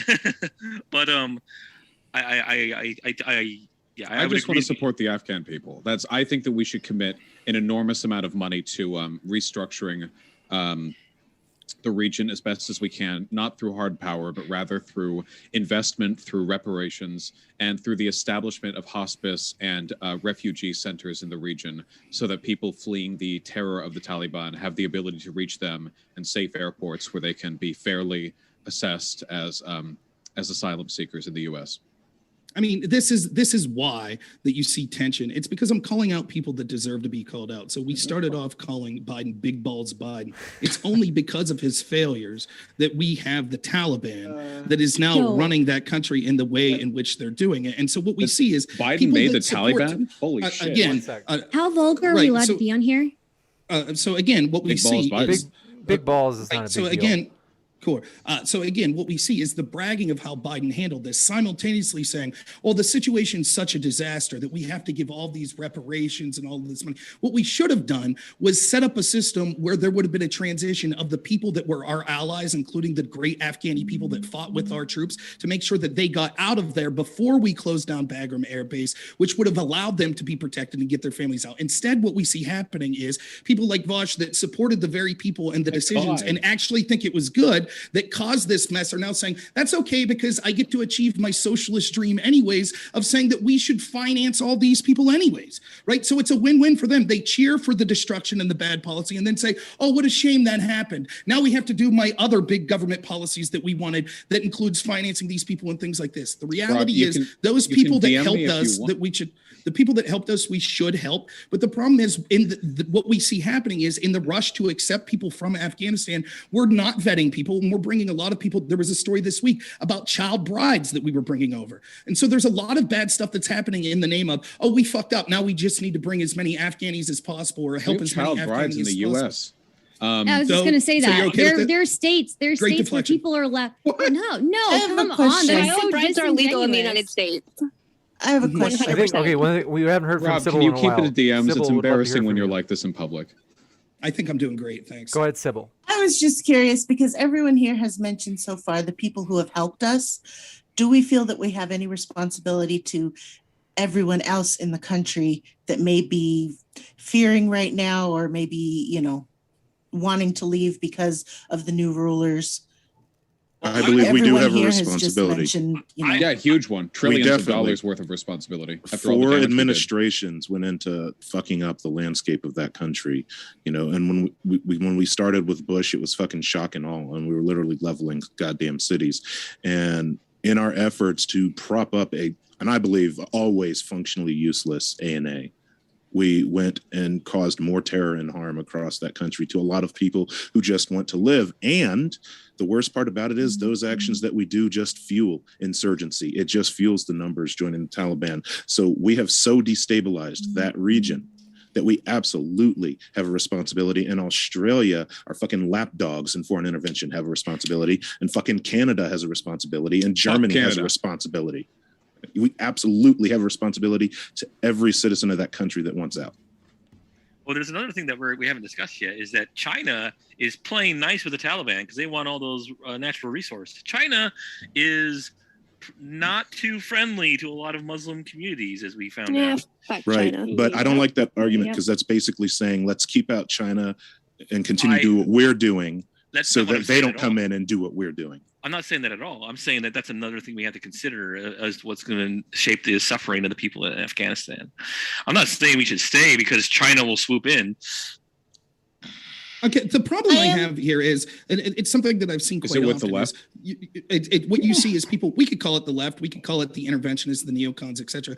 What happens is they'll say things like this. They'll say, oh, you know, our intel agencies and our generals and these administrations, they fucked up so bad. Now we owe these people around the world. And yet they continue to support those agencies. For example, when Chuck Schumer told us that the intel agencies would find 6 ways from Sunday of getting back at Trump, they supported every bit of red meat that those intel agencies put out against Trump. Do with Afghanistan? I think it's great. I think, you know what? I'm down with your strategy. I think since they fucked up, we should just like completely scrap every institution that we have that's ever fucked up. I think it's great.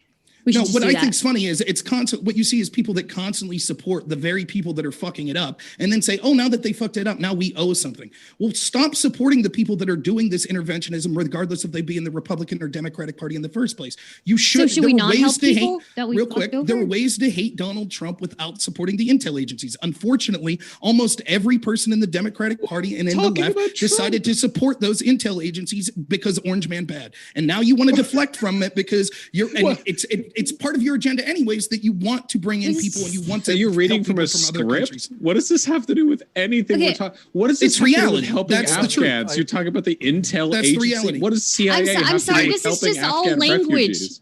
This is just all language, okay? What do you want to do? Do you want to scrap the agencies? Do you want to tell the other people? Scrap the like, FBI. we fucked you over. Sorry, let's just leave you there. We fucked you over. Sorry, you're dealt the hands you're dealt. How should we help the Afghans? Because I know he wants to get rid of the CIA or whatever, but like, how should we help the Afghans? That question. Thanks, Vaush. Thanks for taking my question. Great. Just try. Great contribution is always mansplaining. The first thing we do is we stop. Like for example, it would be like saying this: if we had a Jim Rob, answer the goddamn question. Right, please. I'm answering it. The way we help Afghanistan is by first ensuring that we never devastate their country again by holding those accountable that were deserving of it. The second thing we should do is the people that helped us in Afghanistan, we absolutely should try to get those allies out. Unfortunately, the amount of people that the intel agencies that the left and the Democrats supported have fucked up countries. We don't have the money or resources to help. Should we help the people of Iraq? Should we help the people of Libya? Yeah. Should we help the people of Yemen? Should we help the people of Saudi Arabia? Okay, so how much money do we have to do all of this? Hold on one sec. I want to money. give if there are any last people that have any quick responses. Namely, I'm going to eat my own arm. Sorry. Yeah, foreign we should help all of interventionism fucks up the planet. There are 800 military bases across the world. Yeah, we owe a lot of fucking people a lot of fucking reparations, and we got the money for it. We spend $725 billion a year in military spending. I think that we can relocate some of that money into helping some of the people that we've royally fucked over the years. Right. Absolutely. It's sort of utopian nonsense from people that don't understand economics that think that we have infinite money to spend. How much money should we spend on the people of the United States as well? She literally just said we should take doing well. We do well. Guess what? Wait. Let me say something. One thing. Go ahead, Stardust. I'm sure it'll be another amazing contribution. Please, go ahead. I'll be sure to not say any jokes this time. Okay, so don't you think if we focused on helping other countries and helping them succeed, maybe we wouldn't need to get involved militarily as much as often, right? The goal of the United States government is to work first and foremost for the people of the citizens of this country. There is so much money that and helps wealth the disparity. citizens of this country. Excuse me. You asked me a question. Now I'm answering. So there's so much money that our government. So you just talk over everybody for the entirety of this, and then get upset. Right. You asked me a question, and then I answer. I'm exactly answering the question. That's right. That's exactly what I'm doing is answering. So the money, the role of the government, and the money they have would be to benefit the people of the United States first and foremost. The insanity of people saying we will continue to support the very agencies that destabilize the world, but then say, oh, now we have to pay for the world is insane. And almost all of you, I guarantee, supported those intel agencies when they were declaring war on Donald Trump. I did wait really quickly before anyone else. I just want to appreciate the irony that Kay over there said, we spend a lot on this, so we should put that money towards Y. And Rob's response was, I can't believe the left believes there's literally infinite money spent. Like literally, like X to Y. What, like you? Okay, if I have let's five, talk about it. Wait, hold on. One sec, Rob, hold on. I do want to hear from Sybil. Sybil, if I have 5 apples and I give you 2, how many apples are there in total? I do want to hear from Sybil. We haven't heard from Sybil a lot. Shut up. I just wanted to ask a quick question that I haven't heard a whole lot of people talk about when they do discuss Afghanistan. Somebody just mentioned that China is ponying up to the Taliban and treating them nicely. How do we going forward handle our relationship with the Taliban now that they're in charge? Good question. I can answer that. So our relationship with the Taliban doesn't need to be direct at all. The first thing we do is stop creating the conditions that fuels insurgencies. Chaos and instability fuels insurgencies. Every time one of our fucking bombs kills a child or civilian, the Taliban is right there to put a rifle in the hand of the crying parents and tell them it's time to even the score. So we need to stop creating insurgents in these unstable regions to begin with. Secondly, if you fuel and build up the material conditions of the people who aren't in the Taliban, it makes them less likely to seek out strongmen and warlords of ultra-conservative fucking terrorist organizations that are trying to take the country. If you help them build mutual support and aid networks and dual power structures within their communities, they have the ability to fight back at a community level against the Taliban so that you don't have an organization like that holding the whole fucking border. That's what we do. We don't need to address China directly. We don't need to address the Taliban directly. We need to provide the material resources to empower the actual people of Afghanistan to fight back against these forces domestically. Okay, 2 things on that. One, I kept it fast. What Carr said initially was exactly what I was saying, which everyone was saying, well, we can't focus on that. We should stop the interventionism and stop supporting the agencies that do the interventionism. That's literally what Carr just said. As far as giving the assets and the money, I'll answer Vaush's Apple idea when it comes to this. The problem is when you start to do all of the programs that the left-wing people on this panel would want, Okay, there would be 5 apples. Now let's take the analogy further, right? Like, so the analogy would be this. You're saying we don't just help Afghanistan, we help these poor countries around the world to make sure they don't have straw men. That would be what, 125 countries? So now we take those 5 apples and we're giving them to 125 countries. But plus we want to give Medicare to L for everyone in this country. Plus we want working to be a choice. We want to pay people that don't want to work, right? So now all of a sudden those apples, We're no one's getting getting really the full irrelevant here. We're We're getting cutting really that up. irrelevant here. Okay, let's take away the healthcare for all and stuff like Nobody that. brought that up. Car, real quick, fine, we'll take that out. Car, do you agree that we should be giving this money and these assets to destabilize countries around the world? Let's I am prioritize the countries we destabilized. Okay, how many right is that? now. How many Okay, is that? so hey, Libya, just so we know, Afghanistan, Iraq, and Syria are the most obvious We're immediate. discussing the Middle candidates. East. Iran? To address you directly in response to your question, I'm Les? talking about Afghanistan and the Middle East. I absolutely believe we should be providing resources. Sometimes that can take the form of cash. Sometimes that can take the form of food. Sometimes that can take the form of infrastructure done through local good faith NGOs in the region. All right. But what we're doing is providing for material resources and needs of the It people. doesn't, it doesn't work like that. Because one, there would be not enough resources to go around to do that and all the domestic We agenda print that the fucking particularly money. people on the We left. print the money, That's Rob. That's We not how it print the works. You goddamn don't money. just We do print it the every money. year, except we Just give it for to some Raytheon. perspective. And we Hold give on it one to second. All right, we the do have to. Let's okay, just okay. ensure that we hear the response from All right. Rob. And Okay, so one, just printing the money wouldn't work. I don't even need to get into why that's nonsensical, but you can see how people think that that's a good idea. The other thing is a lot of times when we give money in the form of NGOs and other aid to these countries, what happens is it goes into the coffers of the very wealthy. So we could see that historically the intel agencies have been sending money to poor African countries, Middle East countries, which end up going into the arms of strongmen that then use that money to facilitate their strength, which they then, like in Afghanistan, the warlords before the United States came in, forced farmers to grow opium and things like that. And that was a lot of aid that was going into Afghanistan that helped lead to that. So Well, we could do better, right? if I can, Just keep printing, right? We do it every year. That's yeah. Well, we my do point is always do wait. that. Hold Every on, year hold we on. print money and give it to defense contractors. We give it to Raytheon, BAE Systems, Lockheed Martin, Boeing. I'm saying we take some of that shit that we print money to do every single year and actually do some fucking good in the region. So there's a number of problems, and on both sides. I just want to touch on bits and pieces of it. So, one, we shouldn't be debasing our currency to enrich defense contractors to destabilize these regions. So we also should be reducing our defense spending. A lot of it is wasteful in that sense. So the fact that we threw trillions of dollars down a burning pit basically is not saying like, well, that's where the money is. That's where it came from. That was a waste of resources. You can't cite a waste of resources as a reason why we have this money. The resources were wasted, and further debasing the currency will only is not free. But at the same time, you run into another problem where look at the Red Cross with Haiti. Millions and billions of dollars were donated. Very few homes were actually built to help them. So just because we're sending resources that way, we don't have much. How much control do we actually have? You'll recall I said working with local good faith NGOs. The reason why the Red Cross fails in Haiti is because it's a massive international organization directly pumping cash into a country that has a very complicated regional and local infrastructure and political system. The money would be best in the hands of local communities, churches, and groups who know the exact needs of the country instead of just going to corrupt leaders. Not that simple. I agree it's not that simple, but I also take your point. Like I agree with there as well. The issue is what kind of structure will we have for accountability in that regard? I agree local communities are much more likely to be able to make more use of the resources that they are given to facilitate the needs. I will answer your question. Sorry. I just want to let you know I will answer it. Okay. So we have precedent for this. Okay. You brought up the Haitian example, and I like that example. Actually, I can name a few organizations operating within Haiti that have a proven track record of actual success and actual itemized efficient usage of funds donated to them for things like building homes, improving infrastructure, and enriching the lives of Haitians. And there are organizations helping Afghanistan that do the same. We look at these organizations and look at the body of work that they have done, and that's how we vet them. We have the means to vet them. We don't just throw up our hands and say, how do we know?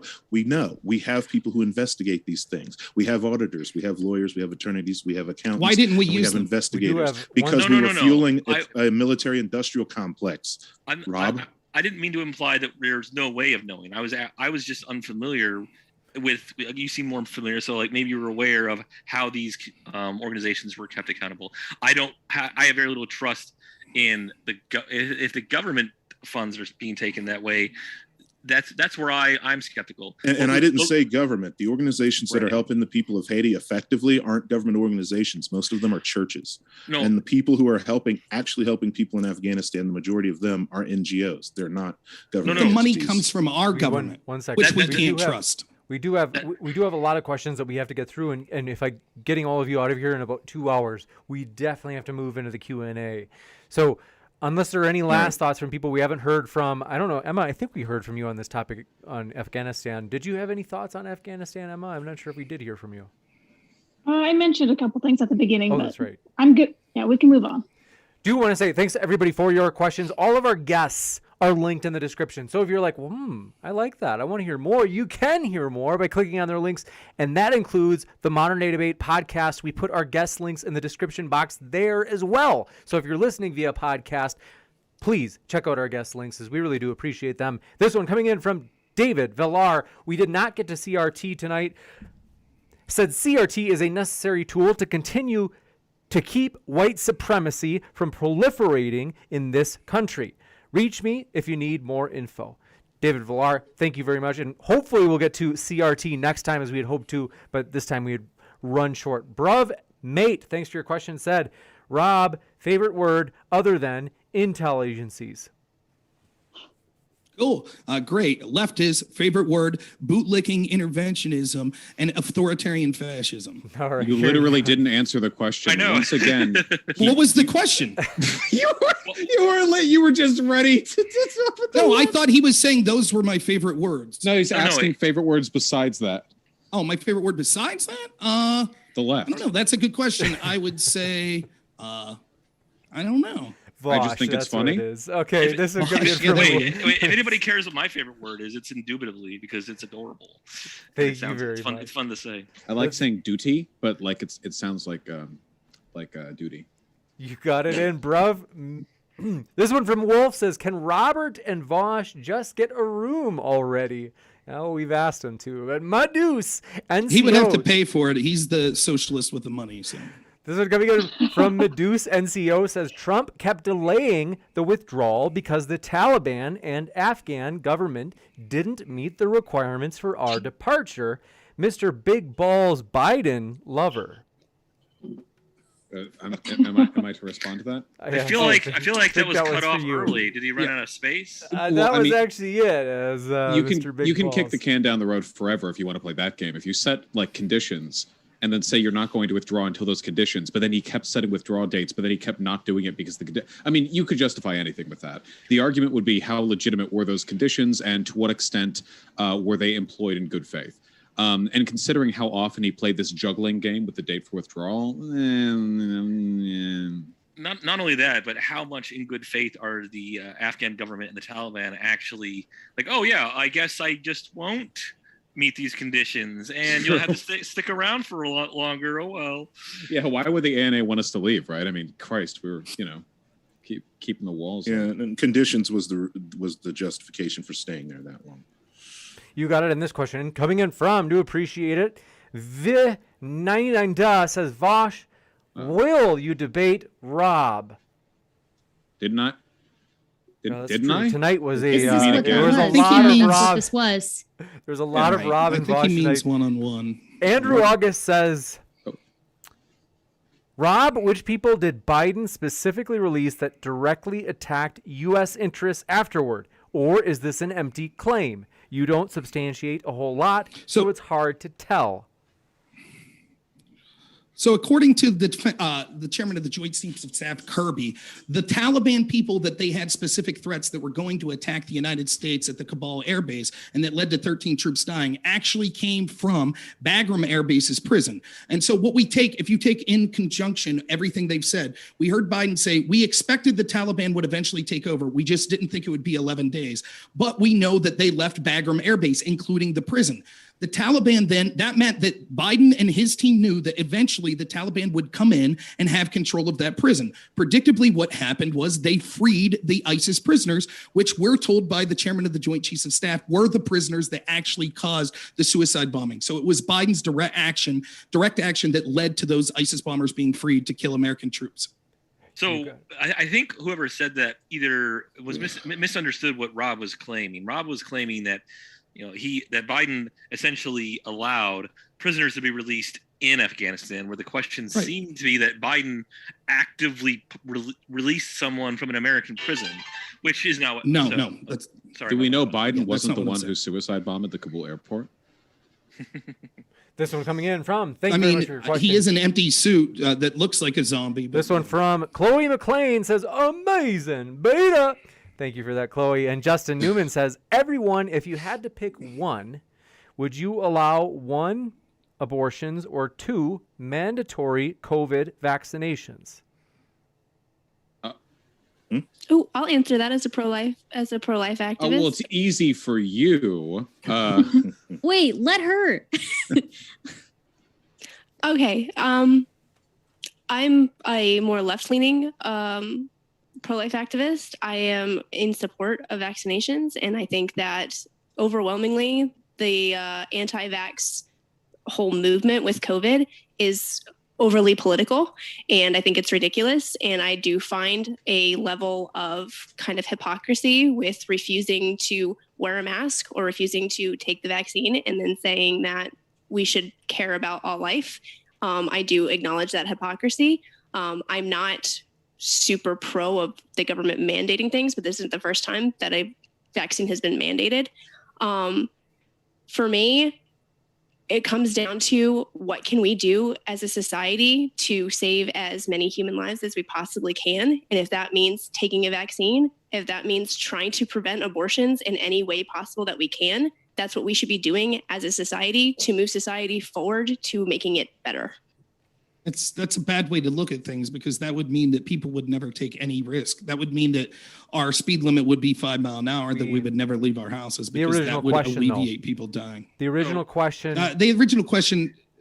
Yeah, I can't determine. I think that if I knew definitively that the aborted ones were all being actual persons and lives, that seems worse. But both are incredibly heinous at that point. It's definitely a difficult question. If you're just going to go with the math. And I don't think necessarily morality just boils down to math, but just from a mathematical standpoint, let's say we all got vaccinated day one, and the 700,000, I think it is so far, that has died from COVID were saved. That many babies are aborted every year. Now, I'm not pro-life, but if you're just going to go straight up math, and I had to pick one, and I couldn't pick neither or both, then I would have to go with no abortions. But that's just the math, and that doesn't necessarily. Yeah, this is some tough utilitarian calculus. I think I would have to permit abortions, but not mandate vaccines.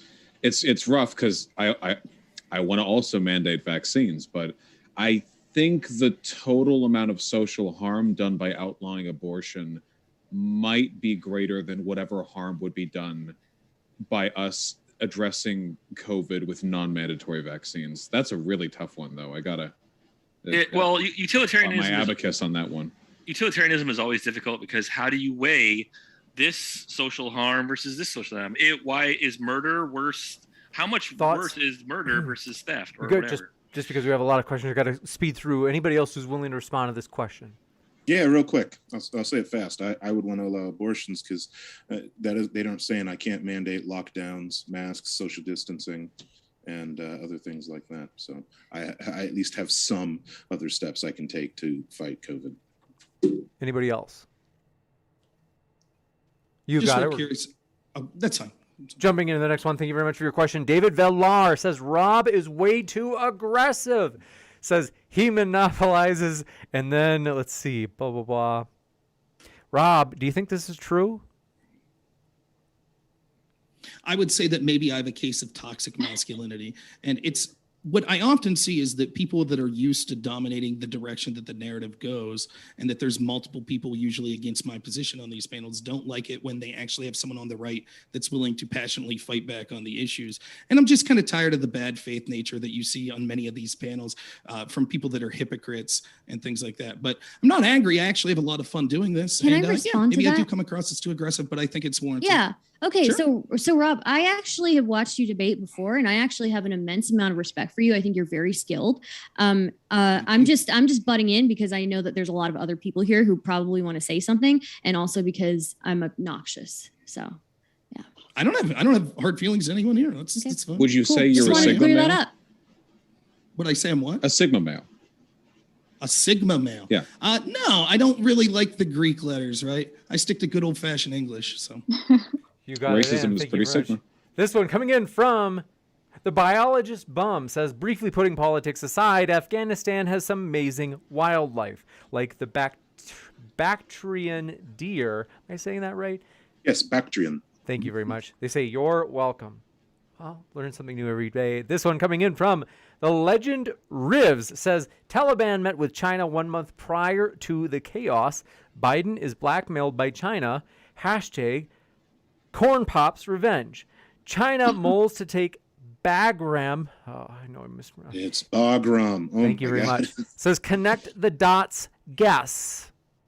Beijing Biden called it.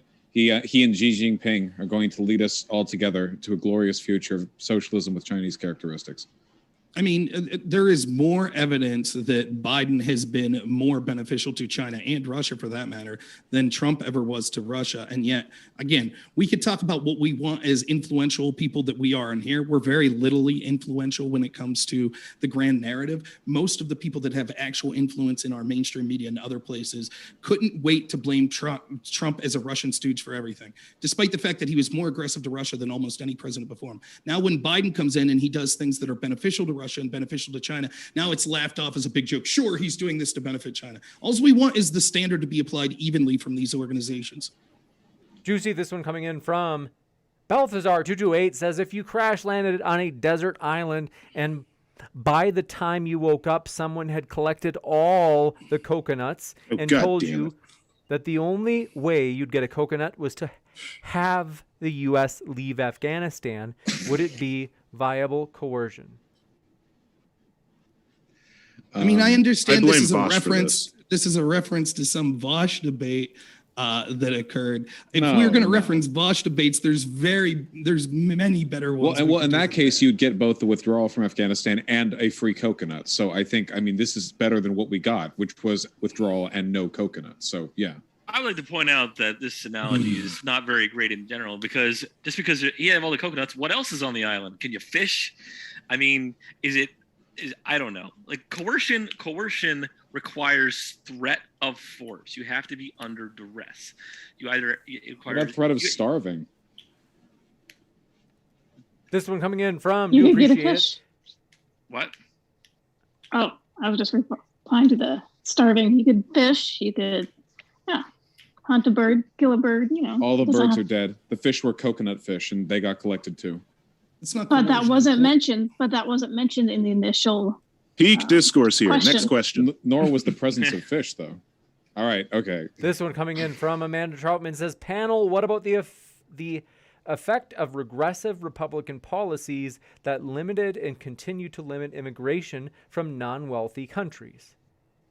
It definitely has an effect. I'd say that for sure. And that's something that we're going to have to fight doubly hard to undo and fight against in terms of the narrative to actually help the people who are trying to leave and escape that violence. It has a huge, huge problem. That's why we buried 500,000 people in the Middle East between Afghanistan and Iraq. I'm not sure what the actual numbers, and if we factor in legal and illegal immigration into the areas that people come from, wealthy versus unwealthy country. I'm not sure what those numbers are. I would think that those numbers would start to go to more, we take more people from countries we consider non-wealthy than countries we consider wealthy. Again, the problem is that the difference between Carr and me will be quite simple. Carr and me both agree that we should stop disastrous interventionist policies that create harm, but Carr thinks that we should then use the wealth of the United States by printing money and other things to give to these people to help those countries. I think that that would be too massive, and there are so many problems at home, that we should focus on the people at home and stop creating these problems around the world and allow these countries to fix the problems without the U.S. intervening. This one coming in from, do appreciate your question, Secret XX Stars says, Rob, what if you've been muted this entire time and you're just shadowboxing a hallucination of Vaush's voice? I'm sorry, James. I hate to interrupt, but I actually have to run, guys. I'm sorry, but my child is sick and I have to go tend to him. No worries. Totally okay. Bye, Kay. Have a good one. Thanks Bye, for contributing, Kay. guys. Take care. I appreciate it, Kay. And then this one. Oh, yes. Rob, what if you've been muted this entire time and have just been shadowboxing a hallucination of Vaush's voice? Well, one, if it's a hallucination, then I'm in a lot of problems, I think, that need dealt with. But that would probably mean that all of you are hallucinated, even that questioner. But secondly, if it's not a hallucination and I'm muted and everyone is so perfectly acting that they're just watching my lips run and are able to actually come up with stuff that makes sense to what I'm saying, that would make this panel the most impressive panel that's ever been assembled. So Next up, Sunflower says, what % of failed abortions or adopted kids end up wishing they had been aborted, even if those children have higher risk of economic hardship, etc.? They still are glad they weren't aborted. That's a meaningless question because you could apply the exact same argument to like busted condoms or dudes pulling out too late to nut on the stomach, you know? Like, how many children who were born because the guy didn't pull out fast enough say they wish their dad had pulled out fast? Like, no, like, of course, once the person's born and alive and has opinions, then they are glad they were born and are alive and have opinions. But like, you could say that about anything. You could say that about any contrivance that leads to the creation of a human life. no, but creating something's different than intentionally snuffing something out. It's completely different, right? Like, so the question does make sense. And what it gets to, I think, is the point that we were discussing is the idea of all of these factors, although maybe tragic and things worth talking about, the real question is, where do we determine personhood or life or however you want to term it begins? Because it wouldn't be a compelling case to say, well, actually, that kid would have been in a domestic abuse situation anyway, so that's somehow better. No, we could see that that would be a heinous proposition, which is why we should focus on when is it a person or when is it a life. Hi. So if I can contribute, it is not about saying that because they are in a situation where they're exposed to violence in their home that they're better off dead. I'm not saying that. What I'm saying is the net harm to society of all of these children collectively being exposed to violence in their home is probably going to be pretty fucking bad, right? And also, what about all the children, again, sperm that fertilizes eggs, and those eggs don't implant in people's in people's wombs? Like, what about that? I'm sure maybe if they had been implanted and they grew up and they hadn't been washed out, then yeah, they would have said the same exact thing. I mean, why are we not focusing on preventing miscarriages when that's like one of the main ways that people lose children? So I think there's an important moral distinction here between letting someone die and killing someone. Right. If you're walking by a lake and you see a drowning person and you don't intervene, that's not the same thing as going into the lake and holding their head under the water. Those are not morally equivalent. Now, I don't say that that doesn't necessarily mean that abortion is wrong. I just don't think we should start drawing analogies to that. So, the only point that I'm making is the argument that who says that they wish they had been aborted isn't really valid, because you can make that argument for people who didn't have a kid at any stage prior. Like that, there's nothing about that argument that's dependent on post-fertilization of the egg. It's equally applicable to anything. Like, no one's ever said, I wish my mom had swallowed me. You know, like that doesn't, I don't think it's a good argument. I don't think it's a good argument, although just to be a bit like, cheeky about it, and people commit suicide. I imagine one of them probably uttered, I wish my parents never had me. I'm not, but again, it's not really a good argument. Does this extend? Say, oh, go ahead. No, you go ahead. No, I've been shouting over people. So I've spoken way more than you, so you go first. I just wanted to say, our concepts on abortion here, does this extend to fertility clinics? Because oftentimes they kill several several fertilized eggs per site on several cycles, except that this is something accessed only by wealthy people, because an attempted artificial insemination can cost tens of thousands of dollars per attempted cycle. So as soon as you bring that in, you are so good, Carr, because as soon as you bring in actual science into this and you bring in the fact that there's so many fertilized eggs that aren't carried to term, then this whole thing falls apart. It really does. I disagree.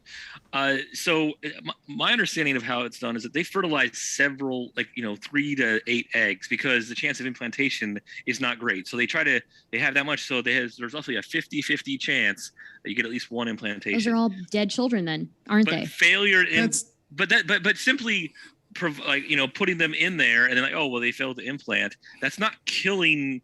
You're not killing. You're just letting the natural course of things to occur, and some of them don't survive. That's not the same thing as taking proactive action. Well, do you think pregnancy is passive? Do you think pregnancy is passive? You think carrying a child for 9 months is passive? Okay, when you say passive, what do you mean? Because on the one hand, you have to modify your life, dude. Carrying a child for 9 months is not something that you passively do. So you're not passively letting this thing live. You're taking measures to make sure that it lives. Pregnancy is also not something you consciously do. You're not consciously telling your body to send the baby resources. If we're analogizing this to parentage, then that's totally applicable, because if you try to get pregnant, have a fertilized egg, and then have a miscarriage, which happens all the time, by the way. Oftentimes a miscarriage will just be flushed out with the uterine lining and they'll never know. Then that would be... Then that would be tantamount to negligent homicide. That's something that you facilitate, because there are things that you can do to decrease or increase the likelihood of a miscarriage. If you have kind of like a not great womb, like chances for you like having a child aren't great, is you attempting to get impregnated essentially the same as you throwing children into a meat grinder in the hopes that one of them will succeed? The logical extension of that thought is that the only women who should be able to reproduce are women at the absolute peak of physical athleticism. So they have the highest likelihood. I mean, we take all the cares in the world for living children. If we're assigning that moral worth to fertilized eggs, then we should only be allowing women who have incredibly high vitamin content, who are very strong, who are very likely to produce the strongest children to actually go through with it. That's such I have a question. I have a question. It's a deflection. The point is, actively seeking to end something's life is completely different than trying to create life. Negligent homicide is a thing. It is still homicide. You think fertilized eggs are persons. That's negligent homicide. I have a question. We can't have several people talking at the same time. So it is true. Rob has talked a lot. However, let's let him finish his point. I promise we'll come right back to you, Vaush and Stardust. No, I basically made my point's just quite simply that the idea of negligent homicide, it's not the same thing. Actively seeking to kill something is different than trying to create something knowing that there's a chance that creation won't come to full term. It is a completely different thing. If it leads to the death of a child. It's not a matter of legality, as we talked about. Can I just ask one question? I just have one question for Rob. Come back to you. Okay. Sorry. Go for it. Okay, Rob, I have a question. If you can just answer in like one sentence, maybe. Sure. Do you think that personhood, it begins at conception? No. I think that it begins at some marker that I'm not sure, but it would be something like brain activity, heartbeat, or something like that. I do not currently think. I'm open to hearing arguments, but I currently don't have a position on exactly when personhood. So why aren't you pro? I don't know, abortion up until that point then? I ran on that. I ran for Congress and ran on that. And I got screamed at by Republicans over and over. This one, you ran for political office? Holy shit. This one coming in from interesting. Wait. I want to address something that Vaush said. Negligent homicide does not have a standard of you have to do everything possible to prevent death. You have to. There's a legally established reasonable standard for you to, and you have to have a specific knowledge of taking on specific risks. It's kind of like with driving. If you drink and drive, you have obviated yourself of not accounting for risks. Not obviate. I'm sorry, that's not the right word. But you have been negligent in taking on the risk. But if you are just older and you have a slower reactive time, you are not, and then you get into an accident, you are not it's not negligent homicide. Right. No, but if we treat fertilized eggs as persons, then essentially if you have like a 1 in 8 chance of a successful pregnancy, that means you're essentially leading a little train of children along a bloody path that you know one of them is going to make it out of. At the end, and like that's why assigning personhood that early gets ridiculous, because then you start talking about negligence and to what extent should we expect mothers to like take care of their bodies during pregnancy? Is it murder if they deliberately like take drugs while they're pregnant, not to kill the baby but for fun? If it hurts the baby, is that the same as child abuse? There are so many legal and moral extensions of the idea that personhood begins at conception. Yeah, if they're anorexic, if you're anorexic and you're starving a kid of nutrients, how is that not any different from negligent homicide if a kid that is a born child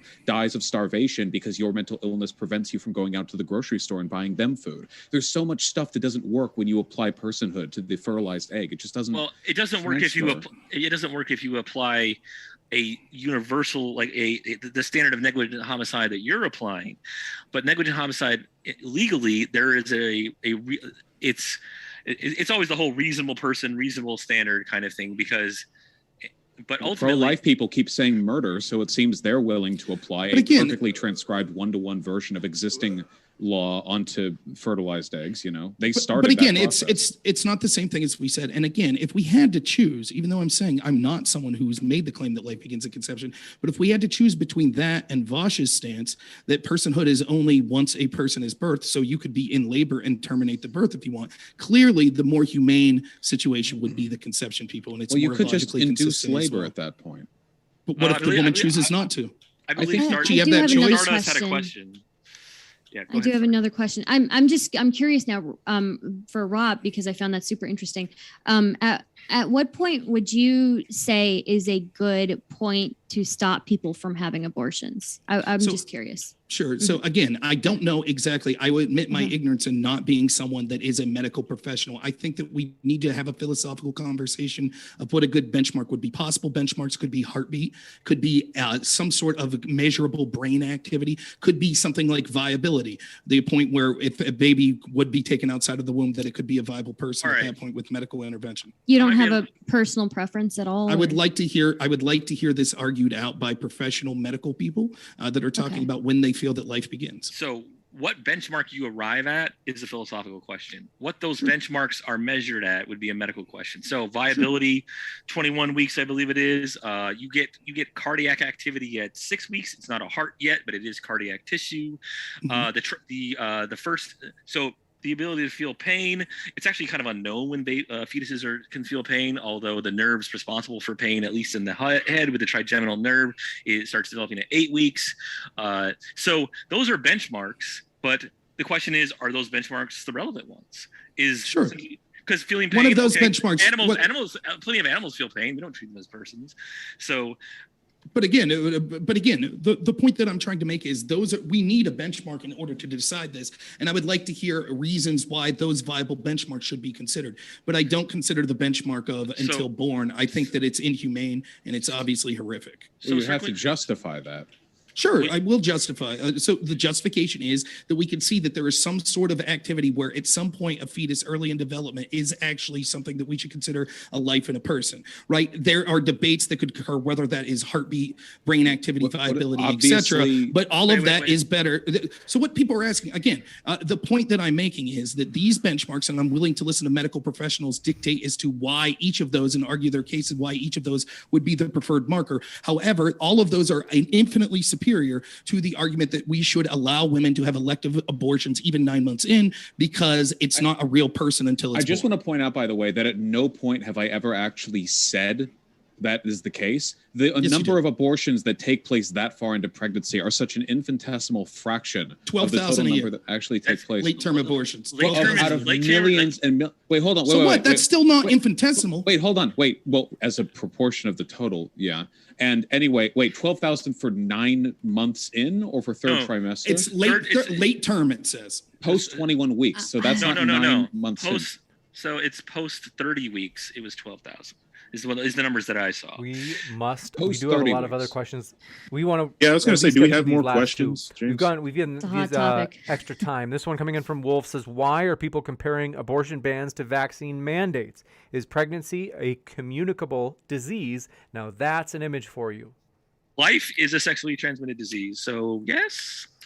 I often say I never asked to be born. I never did. I never asked to be born. Are you an It's because born to shit, forced to wipe. It's because the defense of abortion is considered my body, my choice, which means that you have medical autonomy for the decisions that occur in your body, right? And so again, the person that's asking this question is probably a person that doesn't think that a fetus is a person. So they're like, well, it's just a clump of cells. So on one hand, we're just talking about the elimination of a clump of cells, but on the other hand, we're talking about people's medical decisions that could negatively affect a person. But if you look at it as if someone's assuming that that fetus is a life or is a person, then you could see how that example makes sense. The comparison makes sense because both of them are saying, should you be allowed to have privacy in your medical decisions, even if it results in the harm of another person? But you don't even believe that a fetus is always a person, right? So, I mean, I'm a little bit confused at where, like, you're saying that this person obviously doesn't believe in it, but you don't either at a certain point, right? Well, we all have our different interpretations of what the benchmark should be for when something's a person, and you're trying to pigeonhole me into saying life begins in conception. It's not an argument. I'm not trying to do that. Saying I'm that just once, curious. That's all. Right. So the argument is quite simply the argument that we should have about abortion is instead of talking about like domestic abuse and things like that, the question is we should all have a serious conversation of when do we consider the fetus to be a life, or when do we consider the fetus to be a person? And we should all agree that after that point, we should not allow abortions, except in very specific cases of things like the baby would be born with a chronic illness or the mother's life was in danger. But so the point. Wait, why? Wait, hold on. Wait, could you kill a child just because it happens to have a debilitating illness? Well, then wait, then why could you kill a post-personhood fetus? It's because if we made the decision that the debilitative illness would be so much pain, and we're going to make that choice for it, that's a different calculation. We're going to kill a child because you think it's going to be sick. Shouldn't you let it be born to make that decision for itself? It would be a similar situation. It's similar philosophical conversation to people that are in coma and haven't articulated in their last will and testament what they decide. So we allow the loved ones to make the decisions in those points where they're unable to formulate. And why would it matter, by the way? But it's an interesting. Why would it matter, by the way, if the mother was going to be hurt or potentially killed by the birth? I mean, in one case, if you abort the child, that's a guaranteed murder. Whereas with the mother, it's only potential. It seems like if you accept the personhood and reject the bodily autonomy argument, then you're morally obligated to permit, or I should say, to deny the abortion no matter what. And all these incest and rape exemptions are just people trying to hastily save face to avoid looking like the monsters they are for denying essential medical services. That's not true.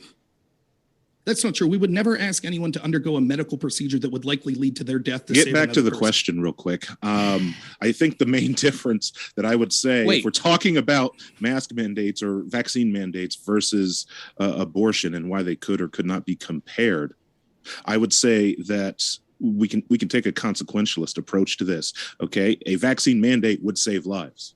Making abortions freely available would save lives. It's been shown to work and lead to less abortions in developed countries. I am speaking from an Americentric perspective.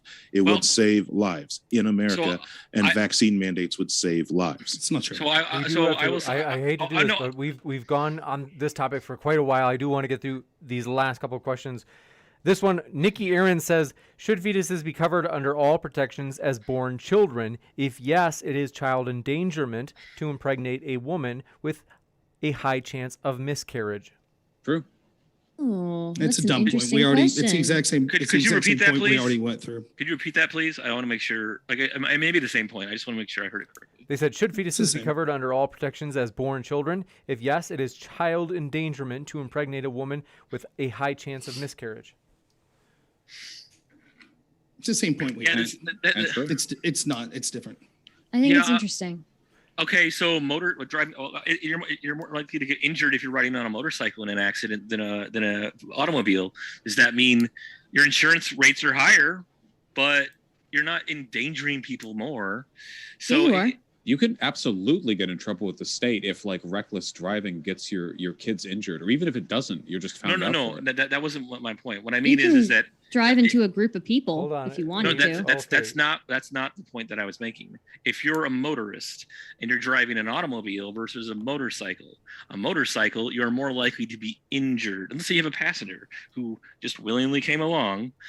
They are more in danger riding the motorcycle than the automobile. Now, motorcyclist insurance rates are higher because there's more risk, but you are not endangering people.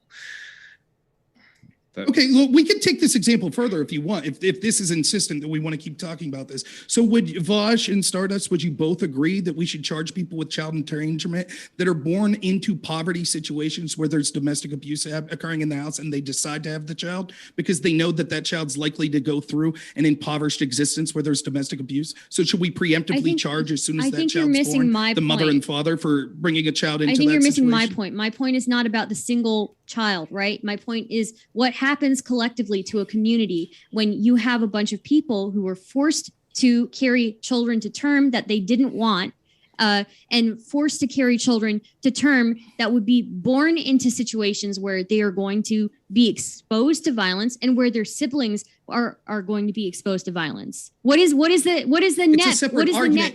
net result of that? Let me explain. It's a separate argument to the argument that the questioner and the point that you were making here. That's a separate point. The answer to that point is, even if that's true, the question becomes, when do we consider that fetus a life or a person? Because we would never say it's okay to kill a person because killing that person would lead to a decrease in poverty, a decrease in domestic abuse, etc. But that's separate to the point this questioner is asking, and the argument that you and Vaush are making. That's if you know that you're likely to not be able to carry my view. I know that it's easy to do that, but if you're agreeing with him, I don't think that it's unreasonable. Every time he looks anywhere else, like when you stare at a light. Sure, if you're agreeing, if you two are agreeing in the position, and I'm addressing both of you, I don't know what the basis of his position is. I don't doubt that you don't. I honestly don't. Right, I don't watch his content, dude. We do have to move to the next one. This one coming in from Daniel D says, Rob, regarding your withdrawal from Afghanistan, do you believe that General Alden's plan could have reduced loss of life? Vince Vaush. It could have, but I will be honest, when it comes to the actual specifics, it doesn't. I love the apologism for Biden. Again, I remind you that my biggest criticism becomes to the propagandists and all of the regimes and all of the parties, including Republicans and Rob, Democrats, do you have a response that lied to us. Just repeating the same thing you've been saying over and over? Yeah, if you'd let me finish, maybe I'll get to it. So that's the biggest criticism I have with those I blame institutions. you for this, Vaush. Those institutions. This is your fault, Vaush. Is this good? Is this good? This is the answer y'all wanted? No, Rob, we're fine with you. Would you like me to finish my answer? No, but you. So I remind you, that's the first organizations that I would blame. But I would say this.